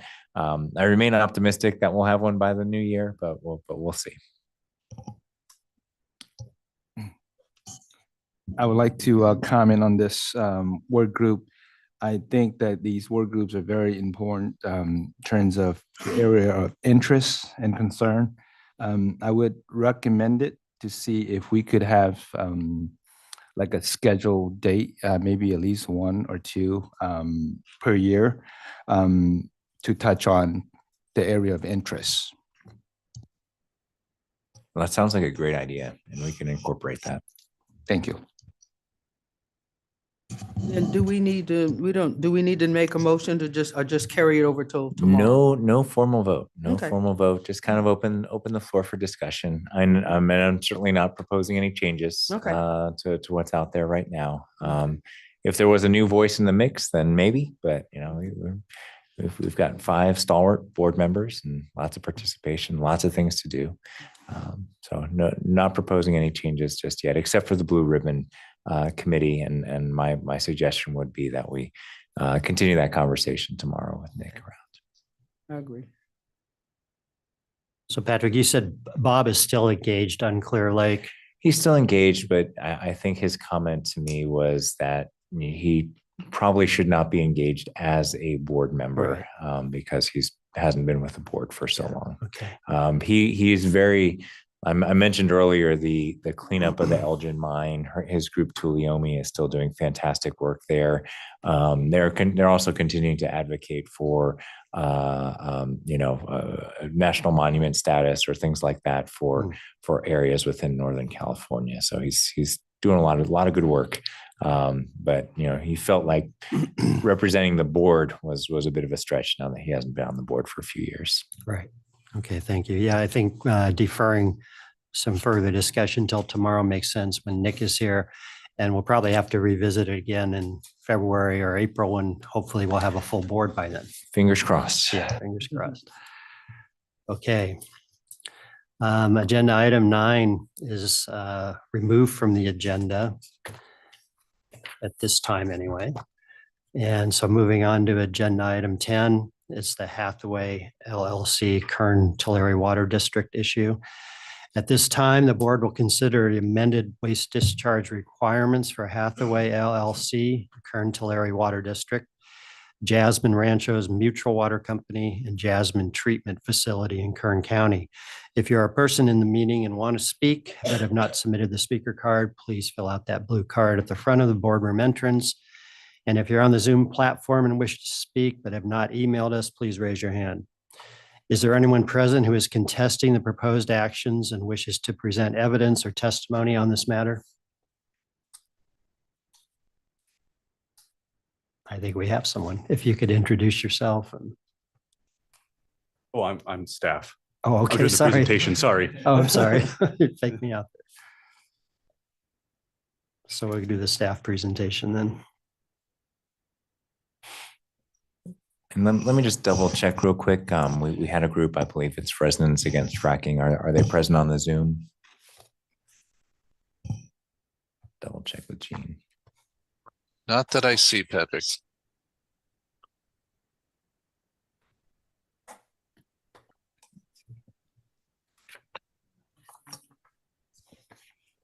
Yeah, can we double check and sorry, we have a Nicholas Savino and Sky Grass.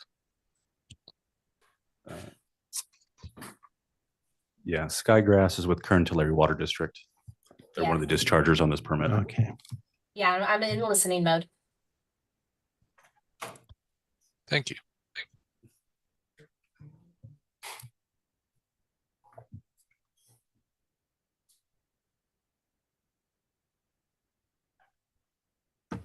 We may not have any opposition present for this particular item. We're just trying to double check that one more time. Okay.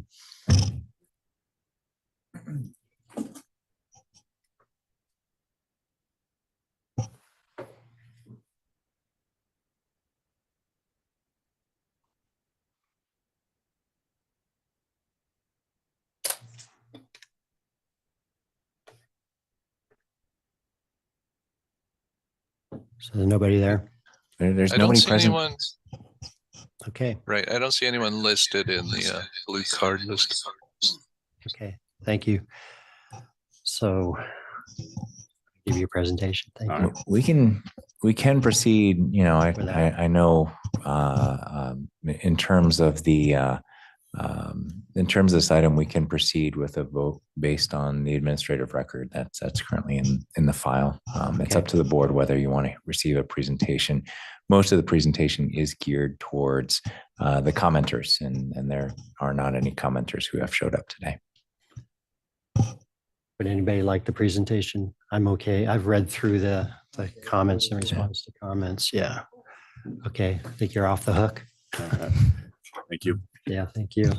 Since there's no one present to contest this matter, we will proceed based on the agenda materials in the record. Are there any late revisions or staff comments? No late revisions. Thank you. And does council have any legal issues to discuss? No legal issues. Thanks, Jessica. The hearing is now closed. The chair will entertain a motion to adopt the amended waste discharge requirements for Hathaway LLC, Kern Tulare Water District, Jasmine Ranchos Mutual Water Company, and Jasmine Treatment Facility. If I could get a motion. Motion to amend the waste discharge requirements for Hathaway LLC. Second. Thank you. Mindy, if you could call the roll. Board Member Yang, Yes. Board Member Kadara, Yes. Board Member Lee Reader, Aye. and Chair Bradford. Yes.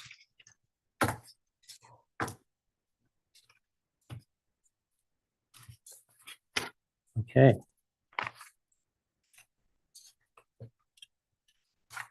Okay, we'll go down to the last agenda item for the day, which is an update, agenda item 11.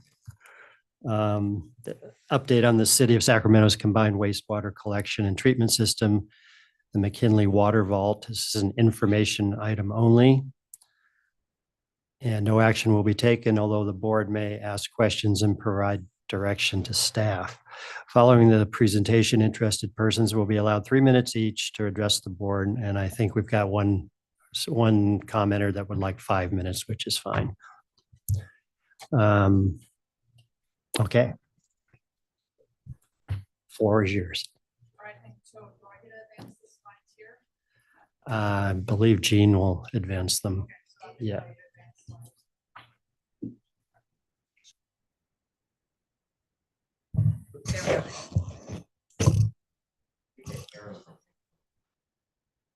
So on the keyboard, so I'll advance the slides. Okay, thank you. All right. Well, I want to thank you for this opportunity to present this informational item on the City of Sacramento's NPDES permitted combined sewer system. My name is Roxanne Dilley. I'm a wastewater supervising engineer for the city's Department of Utilities. Information that we'll cover today will include an overview of the combined sewer system, an update on current tasks that the city is progressing on, information on the McKinley Water Vault, and we'll conclude with important findings. The combined sewer system area is 7,500 acres consisting of downtown East Sacramento, Land Park, and Oak Park areas. This system includes stormwater and wastewater in one pipe. These areas have historically been subject to flooding during heavy storm events due to insufficient conveyance capacity. An additional 3,800 acres of tributary separated sewer system, shown in the tan areas where the combined system is the green areas, conveys sewage only through the combined system.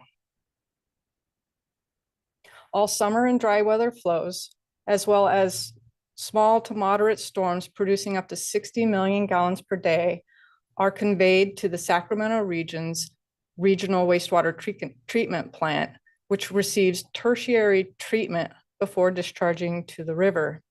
This is considered stage 1 of 3 types of discharges to the Sacramento River permitted by our NPDES permit. Stage 2 discharges occur at our combined systems treatment facilities known as CWTP and Pioneer, where these flows receive primary treatment, which is floatable and debris removal, as well as disinfection. Stage 2 flows generated from this is due to storm events greater than 1 inch in depth, or high intensity storms where we are producing flows from 61 million gallons per day to 540 million gallons per day. The stage 3 flows are untreated discharges to the Sacramento River and occur typically at our Sump 2 location and rarely occur. These flows are generated due to prolonged or rare frequency storms that exceed CWTP's and Pioneer's treatment capacity. We've had 1 occurrence of an untreated discharge in the last 10 years that occurred on October 24th, 2021. The city achieves permit obligations of 85% treatment of all annual flows. Our actual performance is greater than 90% treatment of flows, which is an overall water quality benefit to the Sacramento River and a key benefit of remaining a combined sewer system. Additional reasons to remain a combined sewer system include a high cost to separate and meet today's construction, drainage design, and water quality standards, as well as constructability challenges in the downtown area, a high disruption to the city's downtown core for a very long period of time. It would require a voter approval for a drainage rate increase for the new drainage collection system, and separated drainage systems provide minimal water quality benefit. Maintaining proper operation of the combined system, along with reducing flooding to the streets, requires extensive planning. The city has a long-term control plan for our combined system that utilizes an adaptive management strategy approach for complying with our long-term control plan goals of reducing untreated flows to the river, reducing street flooding during a 10-year storm event, which has a 10% chance of occurring in any given year, and preventing structural damage during a 100-year storm event, which is a 1% chance of occurring in any given year. Since 1997, the city has significantly invested in infrastructure improvements to reduce untreated discharges. This graph shows progress toward increasing primary treatment capacity since 1991. The blue represents primary treated volume of discharges, and the red represents untreated volume of discharges. Since the completion of combined system pump station and treatment facility improvements shown by the vertical dashed lines, there has been a significant reduction in the frequency as well as volume of untreated discharges. There have only been 5 untreated discharges in the last 25 years. The city is hard at work at updating the long-term control plan, which is due in October of 2024. Within this update, several tasks are occurring concurrently. We're conducting a build-out analysis for full development of the combined sewer system area. We're evaluating the top 20% of CIP projects, recalculating design storms with updated precipitation, running an analysis with available climate change data, and quantifying impacts to public health. In addition to the long-term control plan update, we are also progressing on a water quality assessment. The water quality assessment will evaluate the impacts of combined system discharges to the Sacramento River and its beneficial uses, including Sacramento's use for drinking water supply. This thorough evaluation is required periodically and was last conducted in 2013. Sampling has begun and will be completed in this storm season. This map shows the sampling locations and includes the effluent locations as well as the representative river locations. Other tasks that the city is progressing on related to the combined sewer system. We're conducting condition assessments of critical facilities. Development mitigation analysis is being conducted. Fee updates and rate planning are also in progress. The combined system contains old infrastructure with condition deficiencies, and we are identifying improvements for these critical infrastructure. Funding for these improvements will be competing with funding for storage projects. Staff are also identifying potential projects for mitigating increased sewer flows from completed developments utilizing combined system development impact fees. Fee updates and rate planning is also in progress or has been approved. We have a drainage rate increase that has been approved, but its funding for that is on hold until litigation. And some of this funding will be contributing to the combined sewer system infrastructure improvement needs. A development impact fee increase has been approved for both the combined system and the separated system. And the city is in progress with a fund audit for rate planning. Now that I've covered an overview of the combined sewer system, as well as current tasks that we're progressing on, we'll next talk about the McKinley Water Vault.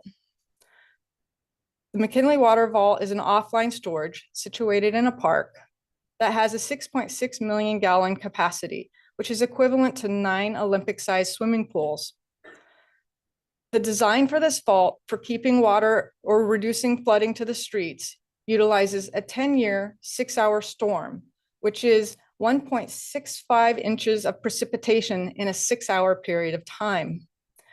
This project is a high priority project on the top 20% of the long-term control plan with the intent of reducing flooding to the streets. The cost was $32 million and became operational on October 15th, 2021. I have a short video to show you on how the McKinley Water Vault functions. The McKinley Water Vault. It's needed to reduce East Sacramento street flooding when water from big storms exceed the combined sewer system capacity. And it's not just rainwater, because in East Sacramento, we have a combined sewer system that combines stormwater and wastewater. At maximum capacity, streets flood from excessive water or outflows of wastewater and stormwater. It's a mess, and it's time to fix it because it can cause significant property damage in flood neighborhoods. The McKinley Water Vault will temporarily store wastewater during large storms to reduce street flooding. The vault will drain into the combined sewer system as the storm subsides.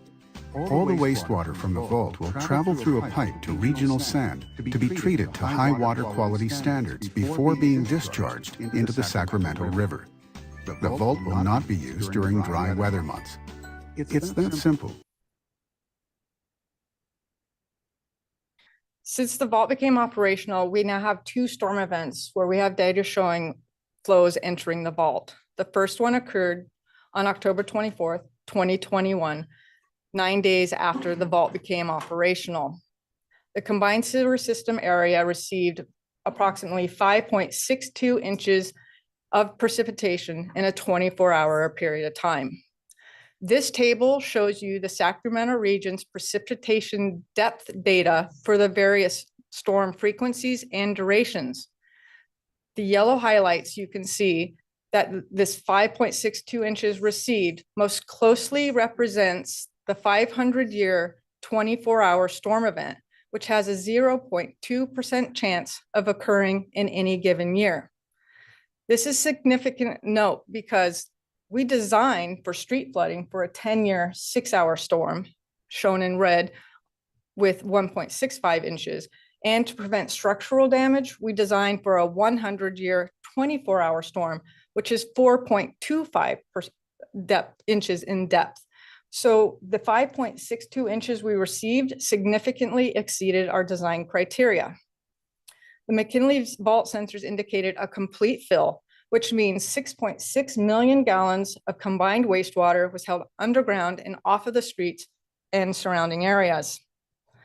City staff took this 6.6 million gallons in addition to the estimated volume of the observed flooding that did occur, utilized drafting tools and available topography data, and developed this visual of what the inundated area may have looked like without the vault in service.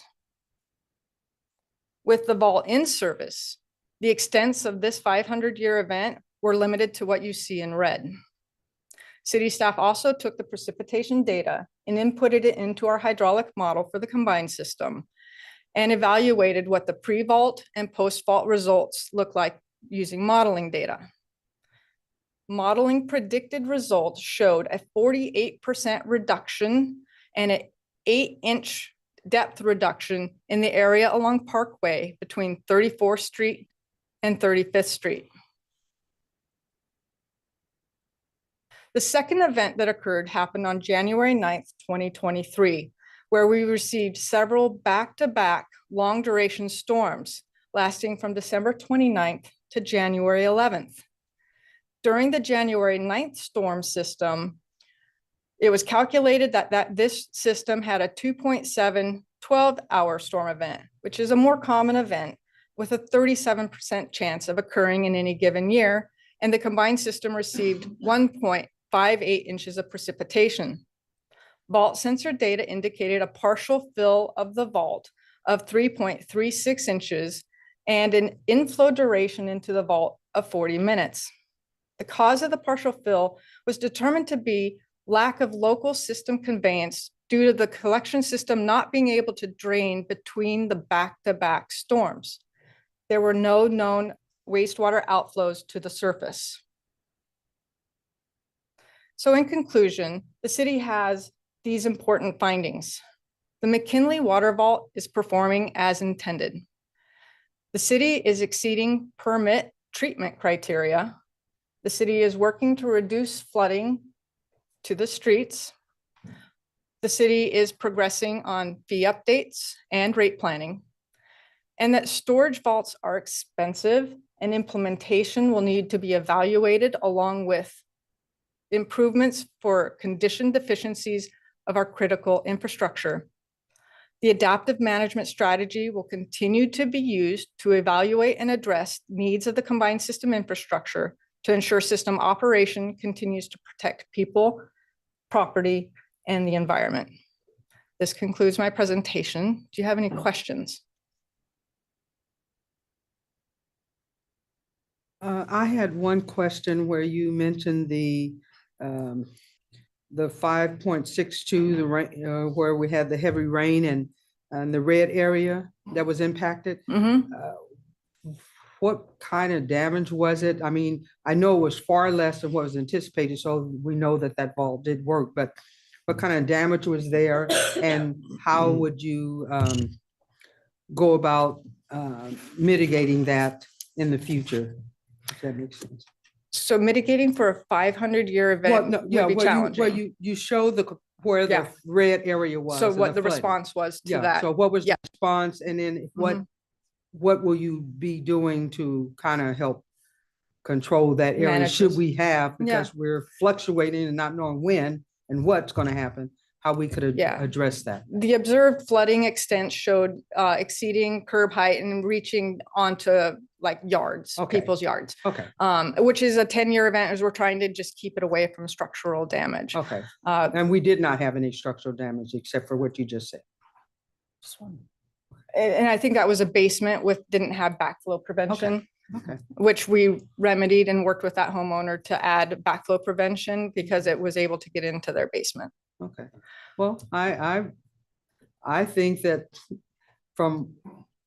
The vault has done the job it's supposed to do, even in where you have An extreme event. the extreme event. And, Yeah. Yeah, I was just curious. Yeah, it could have been structural Yeah, damage it with could have that been. event had the vault not been in place. Okay. And that's our goal, is to minimize structural damage in those types of I- events. Okay, I like the graphic too, that it illustrated everything. Thank It you. made it so simple to right. understand. Thank you. Thank you.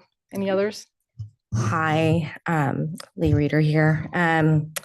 I remember that December 29th precipitation storm. It was a nail biter. And I remember just sheets of rain just coming down. And you know, I also wear a hat with RD 1000. And so I totally get it. I'm just curious as to how far along you are on your CIP. You talked about finding more additional funding in your capital improvement plan, or have you fully analyzed all of your inventory? Like that's what we did. We categorized everything. And so I'm just wondering, how far along are you on that process? So I'll try to just separate, I think, some of your questions. We're continuing to evaluate our long-term control plan and all the projects we have for reducing flooding. Then we also have a repair and rehab program as well. And then categorizing our assets, we have an asset management program. The combined system has the majority of all of our assets in our model, as well as in our GIS databases. So I'm not quite sure on finishing assets on that piece, if you can clarify that a little bit more. A life cycle analysis on our equipment. Yeah. Yeah, That's ongoing. we're updating another model for asset management, and that one will also come out and show what risk you're at, and it takes CCTV data. But the life cycle, we are exceeding our life cycle, but our CCTV data analysis is showing that it is still serviceable and many are still in good shape. So we have another model that will assess risk based on scoring done from CCTV, and they'll categorize that into like a very high risk area, a high risk, a medium, low risk, and low, and it'll categorize everything for us.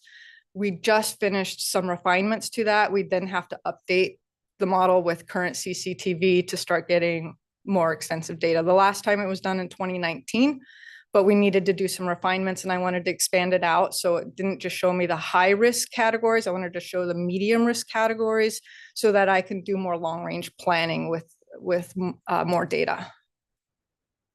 I was just curious because, you know, McKinley Park is one of our neighbors, and when you enjoy the amenities of the park, you would never, ever assume there's a water vault underneath. And so very exciting stuff. You can't tell because I'm sick, but very exciting stuff. Yeah. Any other questions? I driving by McKinley Park, you don't notice that it was ever done, which, you know, they did a great job on the revegetation and so on. I know the neighbors weren't happy during construction, but it'd be worse if you ripped up the streets and put in a new sewer system. So, as you noted, so thank you. It was a really good presentation, and it seems like the vault is working. And the data you presented in terms of treatment of outfall was convincing. So, thank you. Thank you.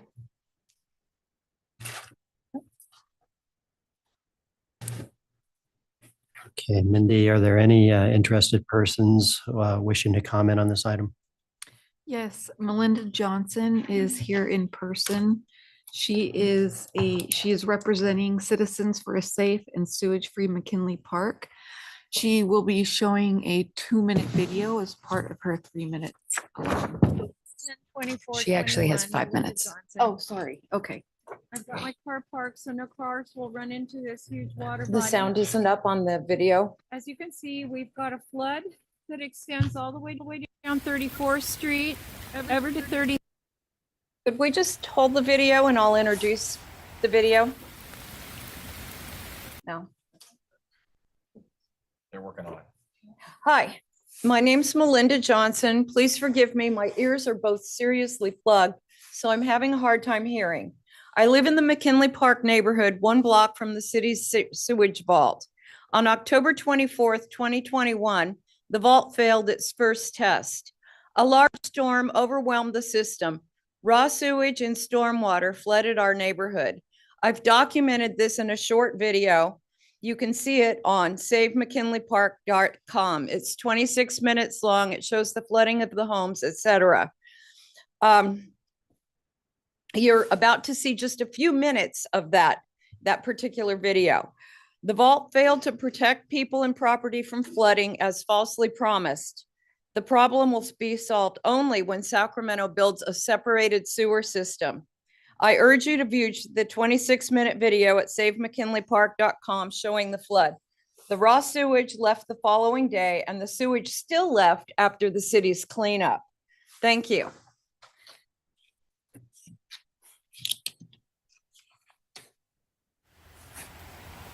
And hopefully the sound will come up. This is 10/24/21, Melinda Johnson. I've That's got my car street. parked so no cars will run into this huge water body.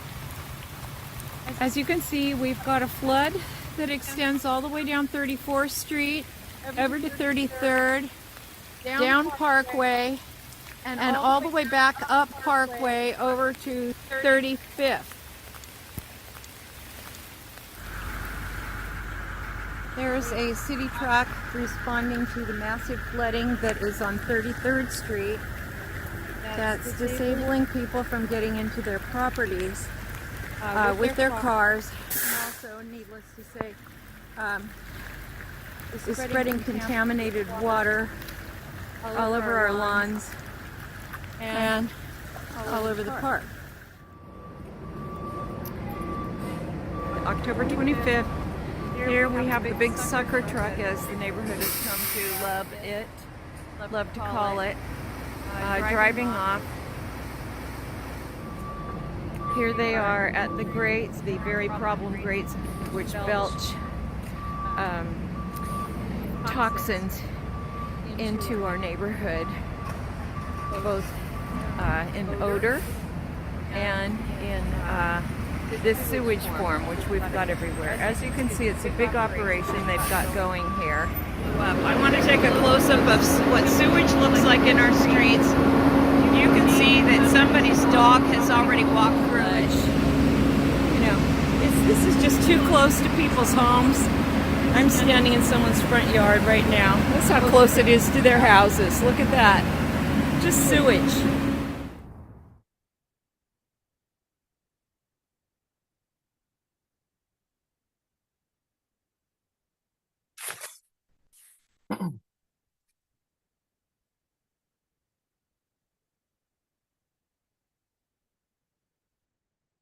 Thank you. I've been graciously given 2 minutes more to speak, and I would like it to be noted that I am now speaking as a private tax-paying citizen. A few years back, I gave a presentation to this board on the failures of the combined sewer system and the flooding of individual homes and properties. At that time, the board decided to limit the term of the NIPED's permit. Since the vault was built, the street drains of McKinley Park and much of downtown and midtown continued to reek of sewage. Well-meaning neighbors pour gallons of Clorox down them to keep the stench from permeating their properties. Last night in Trader Joe's, a neighbor told me that her grandson's McKinley Park soccer game was the week before. The parents were complaining that the sewage stench was coming up from the grass. Homes were flooded and during this last flood. Okay. On October 24th, 2021, city workers did a non-sanitary cleaning for a full day. No hazmat suits on the employees nor protection of any kind for the residents. After the cleanup, soiled toilet paper and anything else that goes down a toilet, please think about that, was found on neighbors' homes, yards, patios, sidewalks, and in McKinley Park's much-loved children's Ferry House play area on Parkway. The lab results revealed that Escherichia E. coli, fecal streptococcus, and coliform bacteria, too numerous to count, were found in our streets, yards, patios, and porches after the city's non-sanitary cleanup. The flooding was chest deep in places. Make no mistake, this is a serious concern. Within hours of the city cleanup, the city had brought out a news crew and was interviewing one of the engineers, touting the great success of McKinley Park's water vault's first usage and how gloriously the vault had performed during the storm of October 24th. Later that week, city engineers dug up parts of 33rd Street, attempting to find out where the failure was. All of this is well documented in photographs and film. Please help the neighbors of McKinley Park find a resolution to these ongoing unsanitary living conditions, which we have been trying to resolve for decades, I started in 2001, and it was going on before that. Every time a major storm is predicted, we live with fear of yet another sewage flood. What you can do as water board members to limit the NIPED's permitting of this inefficient and Band-Aid of a project. I urge you to help the tax-paying citizens of McKinley Park get a proper separated sewer system and stormwater runoff system for our neighborhood. The city installed the new sewer pipes years ago under our streets, went door to door to explain the project to us, how they were going to hook us up. But then they abandoned the project with no explanation to homeowners. Our city neighborhood populations are too dense for this type of temporary solution.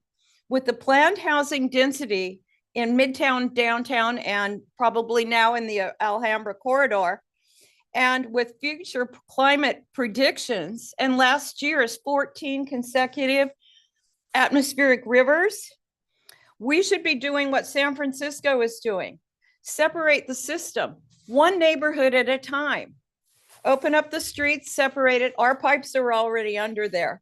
No more Band-Aids. They are only a temporary solution to allow for more development.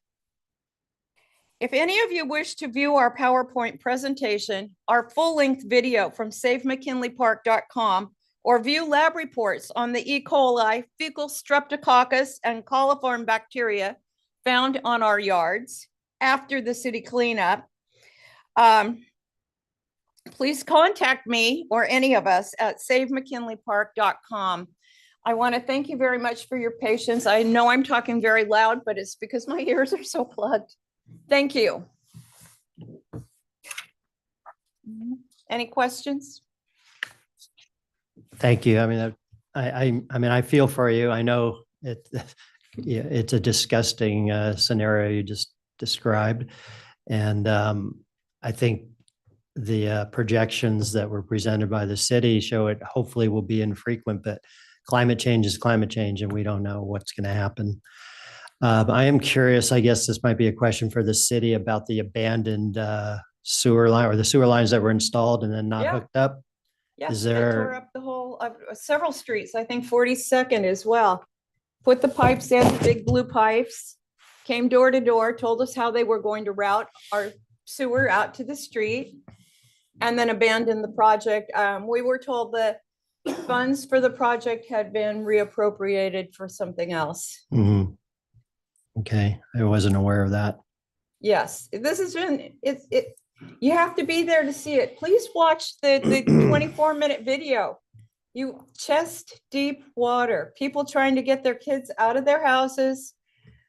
One woman's carrying her mother, her older mother, on her back in waist deep water on McKinley Boulevard. We can't live like this. Thank you. Thank you. Does the city have any response to some of those comments or?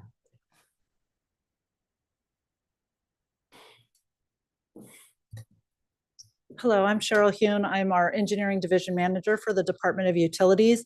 I just wanted to mention, I'm not sure what projects or pipes that the resident is referring to. So all of our infrastructure that is in place in that neighborhood is connected and is operating. And the projects that we've been presenting are work in the area that we've been doing. So I'm not aware of what she's referencing, but we can look into it and get back to you if needed. I asked one of our supervising engineers to come up and talk a little bit about the response to the event. And although there was a significant amount of water on the street that came up into people's yards, how quickly it receded, and then the city's response time to get out there and clean up the water in the neighborhood. Hello, I'm Lisa Moretti. I'm a supervising engineer with the City of Sacramento Department of Utilities.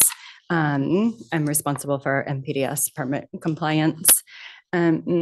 So I just wanted to give a little more information. As we showed, the vault holds approximately 6 million gallons, and that was designed to reduce the impact that you saw during that October event, a 500-year event.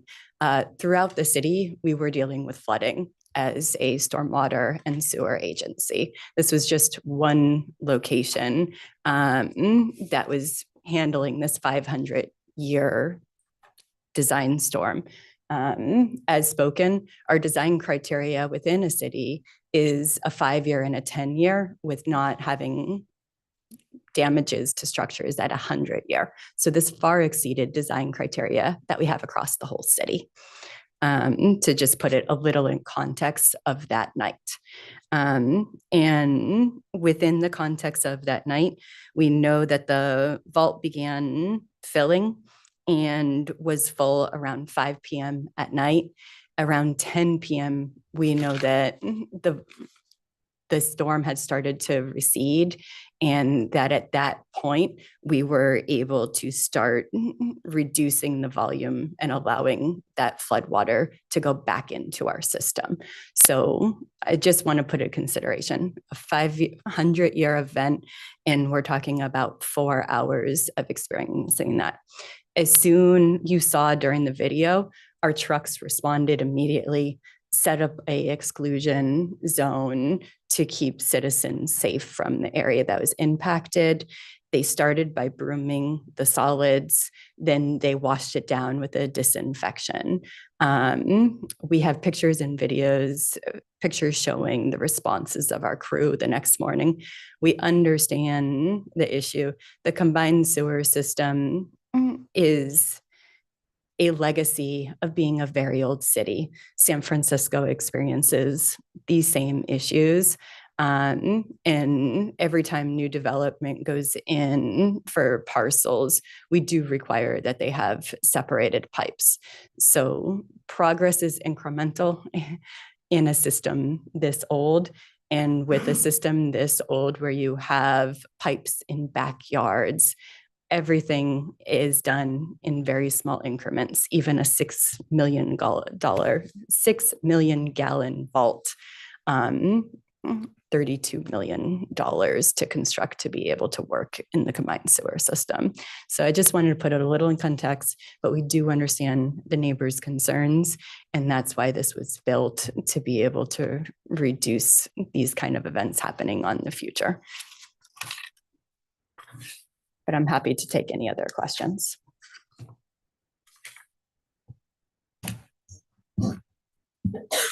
Yeah, I appreciate that information. And I also want to say thank you for the residents that come to the podium and express their concern, which is a very big concern. Now, just for clarification first, is this the first time it ever flooded in this capacity? The first time the streets ever experienced this flooding in this capacity? Right. I'm gonna have to go back. So this storm was historical. The last time we experienced it flooding at this much was way before my experience at the city in the 90s. Yeah, I don't have data on the actual various storm events that we've had historically. I will say this is an area where the city had noted that there is flooding and outflows from the system. That's why it was prioritized for a project. So before this project, we did have outflows in this neighborhood before. Okay, and I'm just curious, is there any planning or future planning as far as improving the vault and in the sense of emergency in this 500-year rainstorm? So the goals within our permit are to look at flooding within a 5-year and 10-year storm event. So our long-term control plan update as required by our NPDES permit has a process that we're using to evaluate areas where flooding is occurring and to be able to prioritize what projects are going in. And last question, do we know if we have the budget allocated for this type of upgrading? If there is any?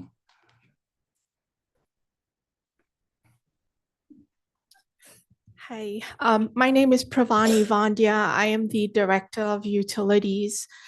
Unfortunately, funding is a huge challenge. Our stormwater rates were not upgraded or increased since the 90s.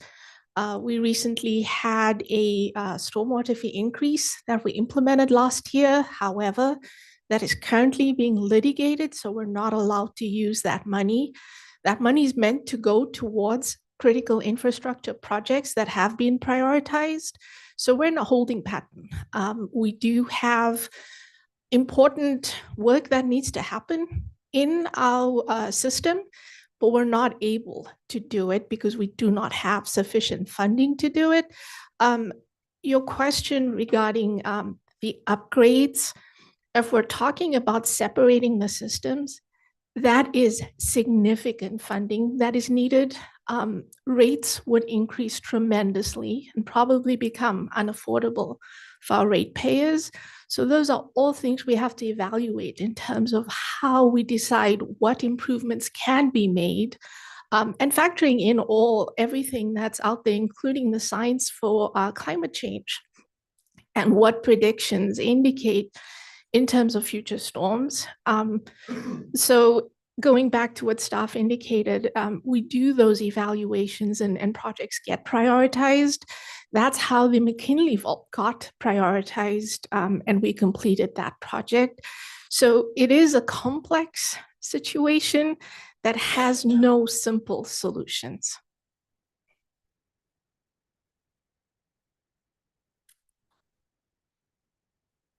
And I'll comment, it's something that we look at quite closely, and I think Adam can comment on some of the exact permit terminology, but to a certain extent, this is an incredibly difficult decision for the municipal wastewater and the city to make, because if you're going to separate that portion, you're talking about something in hundreds of millions, if not billions of dollars, to upgrade and to rip out most of the infrastructure in downtown Sacramento and East Sacramento. And so the course that they've chosen instead is to, as new developments come online, to try to disconnect them. That's why you saw those areas in kind of near the river where they're now on municipal separate storm sewer systems. So there's some areas that they're converting, and to really do an analysis of new systems that are connecting into the system to make sure that they're not loading. And as came up in the hearing for the order, the problem is a little less on the sewage side. It's more on the fact that if you get a 500-year storm event, the water getting into that system is from the stormwater. It's mixing with the sewage, and that's what creates the problem. So they've got a situation where they're spending tens of millions of dollars to build a vault and to expand infrastructure. You have this stubborn problem within this neighborhood affecting a few houses, affecting a block or two. And, that's something that the city is working to mitigate as hard as it can. The alternative is to surcharge all the ratepayers to the tune of hundreds of millions of dollars. And so that's the really difficult municipal decision that they have to make. In terms of where the permit lies, we have standards that are satisfactory to just about all of the city except for this neighborhood. And rightly so. It is absolutely, as Mark said, disgusting to see even once in a while, even once every couple of years, every few years, every decade or so, to see human feces in in the gutters. That is something that's extraordinary, and it's tough to live with. And I'll note that while San Francisco and Sacramento are the two cities in California that are struggling with this, it is a relatively common problem on the East Coast where they're also struggling with this. And with climate models changing and increased precipitation, it has a greater sense of urgency to make sure that we're mitigating the negative effects of this as much as possible. I appreciate the city staff and Patrick for providing detailed information. Appreciate it. And I just like to ask the question, what mitigation measures are in place right now to prevent any future flooding or damages? I mean, we're talking about residents that are impacted. And I know there's shortage of funding, but what's happening or what will happen to prevent or minimize this impact on this community, this neighborhood? So that's where our long-term control plan comes into play, and our adaptive management strategy is we'll implement this plan, which has probably about 30 storage projects. These are planning level projects where we have to assess them further, and as we get closer to going into design, to make sure they're constructible. So there's more projects that we plan on putting in, and they will all work in concert. We have conveyance project improvements as well as storage project improvements. It'll take many years to complete. And so what you're just seeing is the top 20% of those projects being implemented now. And with the rest of the projects in play, we should be seeing less and less, but we're also contending with higher precipitation rates. So that's where we go back and we evaluate what was implemented. We monitor what we can and try to make updates to our plan. And so we're in the process right now of evaluating and implementing what we have started and updating our plan.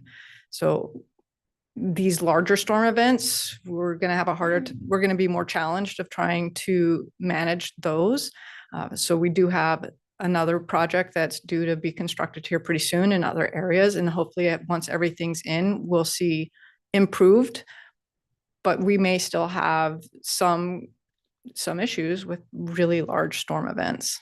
So in other words, if we had major flooding storms today, this area could be impacted again. Yeah, it's in a very low-lying area. And if you look at what we call LIDAR, the map, you can see where Old River went through there. So it's it would require, and it's something that we can evaluate. We can look at with our other improvements is like, can we put in a small lift station and try to lift it to another separated drainage basin? But can that separated drainage basin take those flows? Would we have to then improve that? And with no money for our separated drainage system at this particular point in time, it's not something we consider, but we do like looking for alternative ideas of how we could help manage this and what would be in an economical way and with the minimal impact to the neighborhoods when we're doing these projects, because they are a major disruption to and I'm thinking about after Hazmat came out and did its job as far as cleaning up the mess, that the residents still had residue of all that. And then the kids are still playing in the park that has some of that. That's there all the time with or without outflows. And we could have Lisa talk more on just what's natural in the environment. Oh, talk about the Yep. response. Okay. So, for what happened in terms of the response, when issues like this happen where we have outflows, we have a response plan. And the response plan is we go and we do cleanup. Cleanup includes, like I said, removal of the solids, establishing that exclusion zone, and then finishing the cleanup with washing down the area. I believe we took out the water board within a day. Is that right, Adam? So maybe Adam, if you could speak to what you saw when you came out the next day, but Adam was able to do a tour the following day. So I don't want you to take my word for it. I actually was not able to do, I was not there. It was some of our compliance and enforcement staff that went out, is my understanding. Okay, it was Paul Wadding then? Afterwards, right? And certainly we can, if there's a wish to kind of see some of what their findings were, I'm sure we could provide that. I'm just concerned of the public health to the residents. To when they go outside on their lawns and sit and have a picnic and all of that stuff, or whatever they do, or in the park, that residue, the waste and all that stuff that was once there, that there's nothing left that could cause any public health issues. That's the question I'm asking, because it's not like this is going away, it's continuing to happen.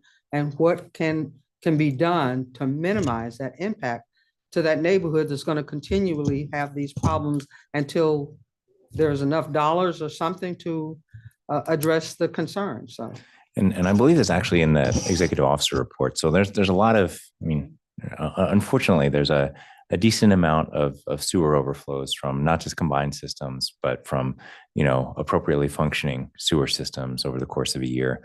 And I don't want to say it's a standard response, but there's a relatively standardized response. You go into the area, you make sure that you do appropriate testing and follow up, and you clean up the area.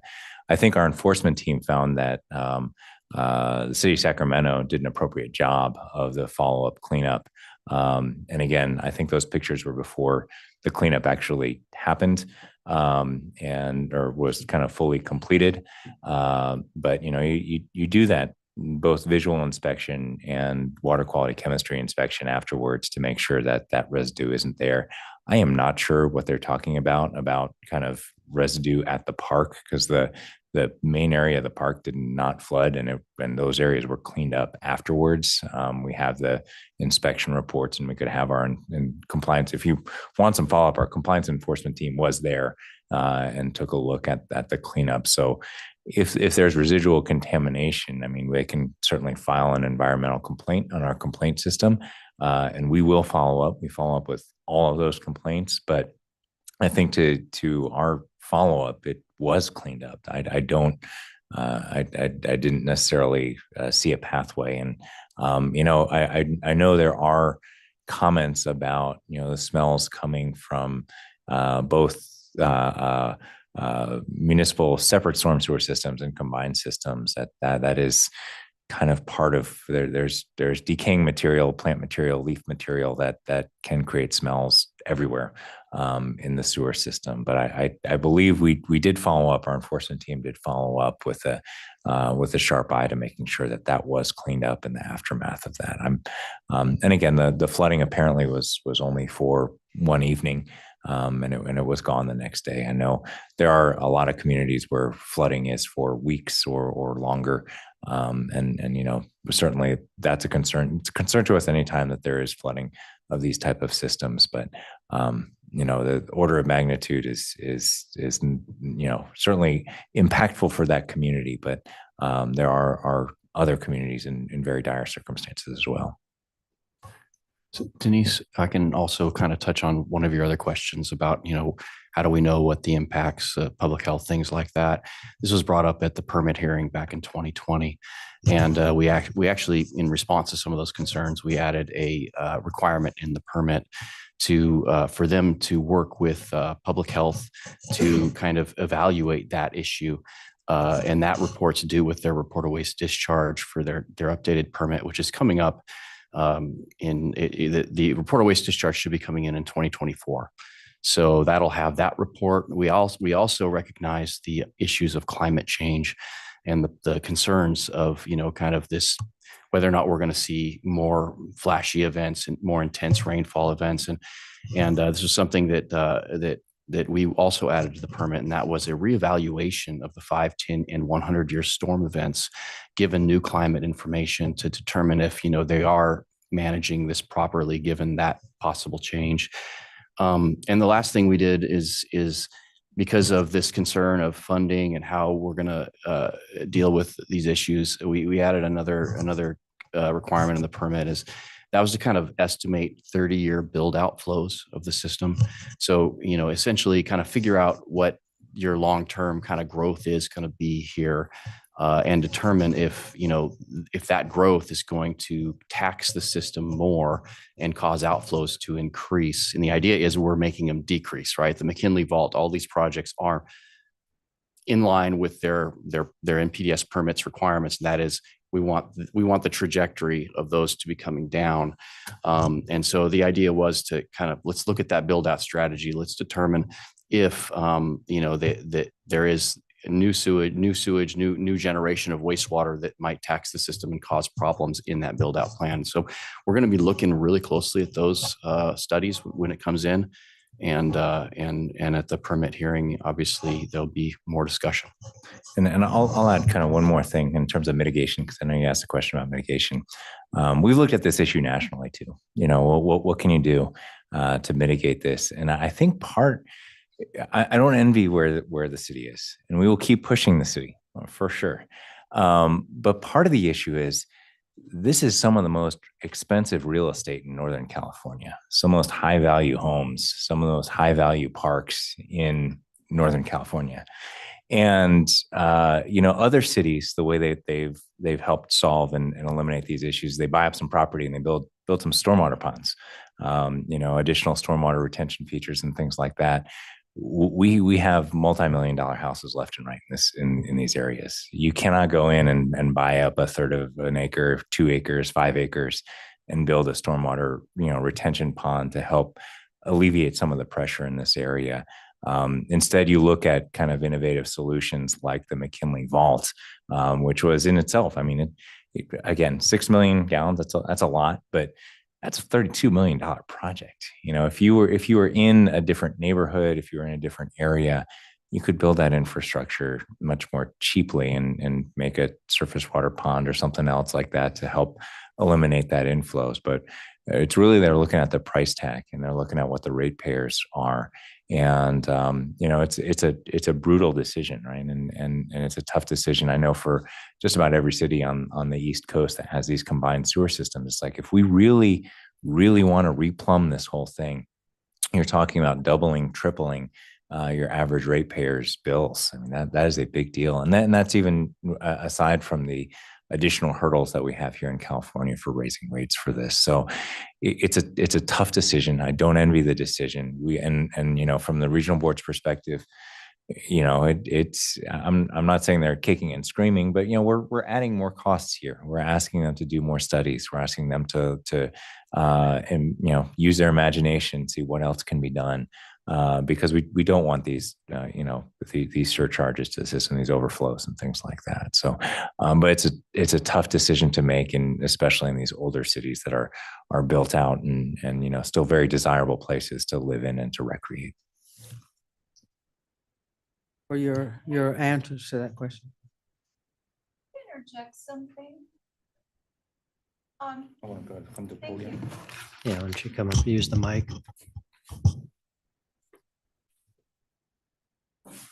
The neighborhood of Parkside Terrace that's built around the park is the lowest lying neighborhood area in Sacramento. It was a poor placement for the vault. We fought it in the beginning. A large water body called Burns Slough, which was a navigable waterway that schooners would take to get from the Sacramento River onto the American River to avoid the rapids at the confluence. Tall ships were able to go through that water body. The city was made aware of that, but they built the vault directly on top of Burns Slough, the huge water body that's been diverted underground on the lowest lying real estate in the city. That's the problem.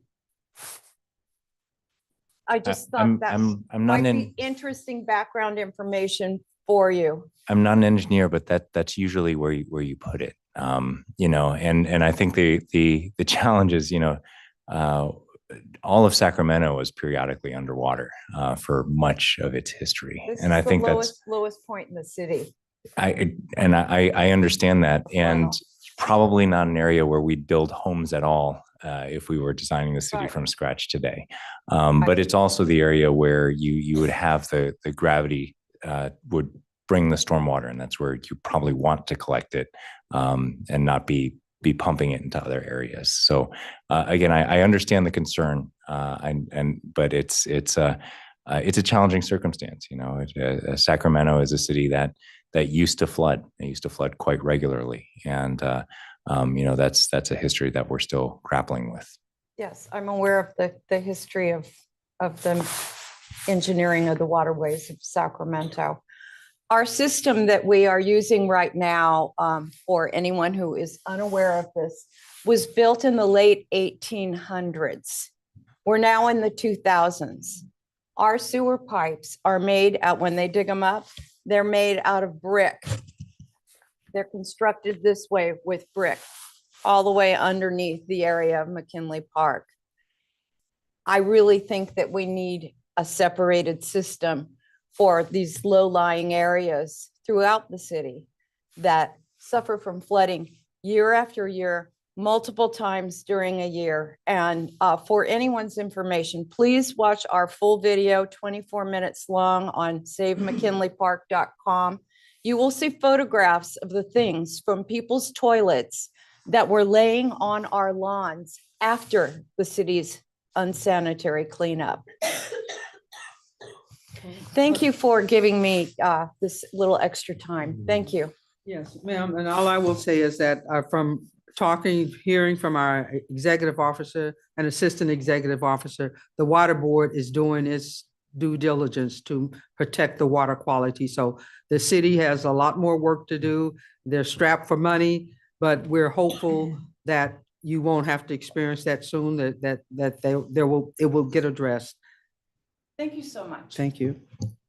And I guess I just add, I mean, it's pretty clear that the vault did prevent a wider event back in October of 2021. And so, but that doesn't provide any solace to the people who were affected, obviously. I guess the one thing I would comment on, given the fact that there isn't funding available for either a separate sewer system, there is money being invested for updating some of the facilities and the conveyances, but the response, I know in a citywide flood event like we had in last January, people are looking for support, storm drain clearance all over town. I would hope that there'd be a priority given to the McKinley Park. The first team that goes out would go to McKinley Park and try to deal with the situation as the number one priority for the city. And I am curious, I think maybe at a follow-up, I'm curious what the enforcement team discovered when they went out there the next day, and maybe take a look at their report to see if they observed the same types of things that Ms. Johnson was describing. JJ, I think he's taking notes right now. Thank you. Any other comments? Well, thank everybody from the city and the citizens that came forward with this issue. It's as Patrick said, the main description is challenging, I think, financially and from a public health perspective and just a nuisance perspective. But I'm kind of relieved that there is a lot of attention being placed on this issue. And that it's not a voice in the wilderness. We hear what you're saying, and hopefully things will improve. I would absolutely second that. Please keep making noise. Yeah. We will continue to hear it. I don't know if the vault, as contentious as it may be, our engineers view it as it has mitigated things, and I don't know if it would have been built had it not been for engaged citizens saying we need to stop this problem. And so if you keep the pressure up, we can keep the pressure up and continue to work with the city to try and mitigate this. I don't know if the solution will be a separate system, but we'll certainly be continuing to push for additional upgrades to make sure that this does not happen in the future. Okay, well, thank you, everybody. I believe that's our last item. All the other agenda items were on the uncontested calendar. So with that, I think we can adjourn for today. We'll be back tomorrow at 9 o'clock. Thank you.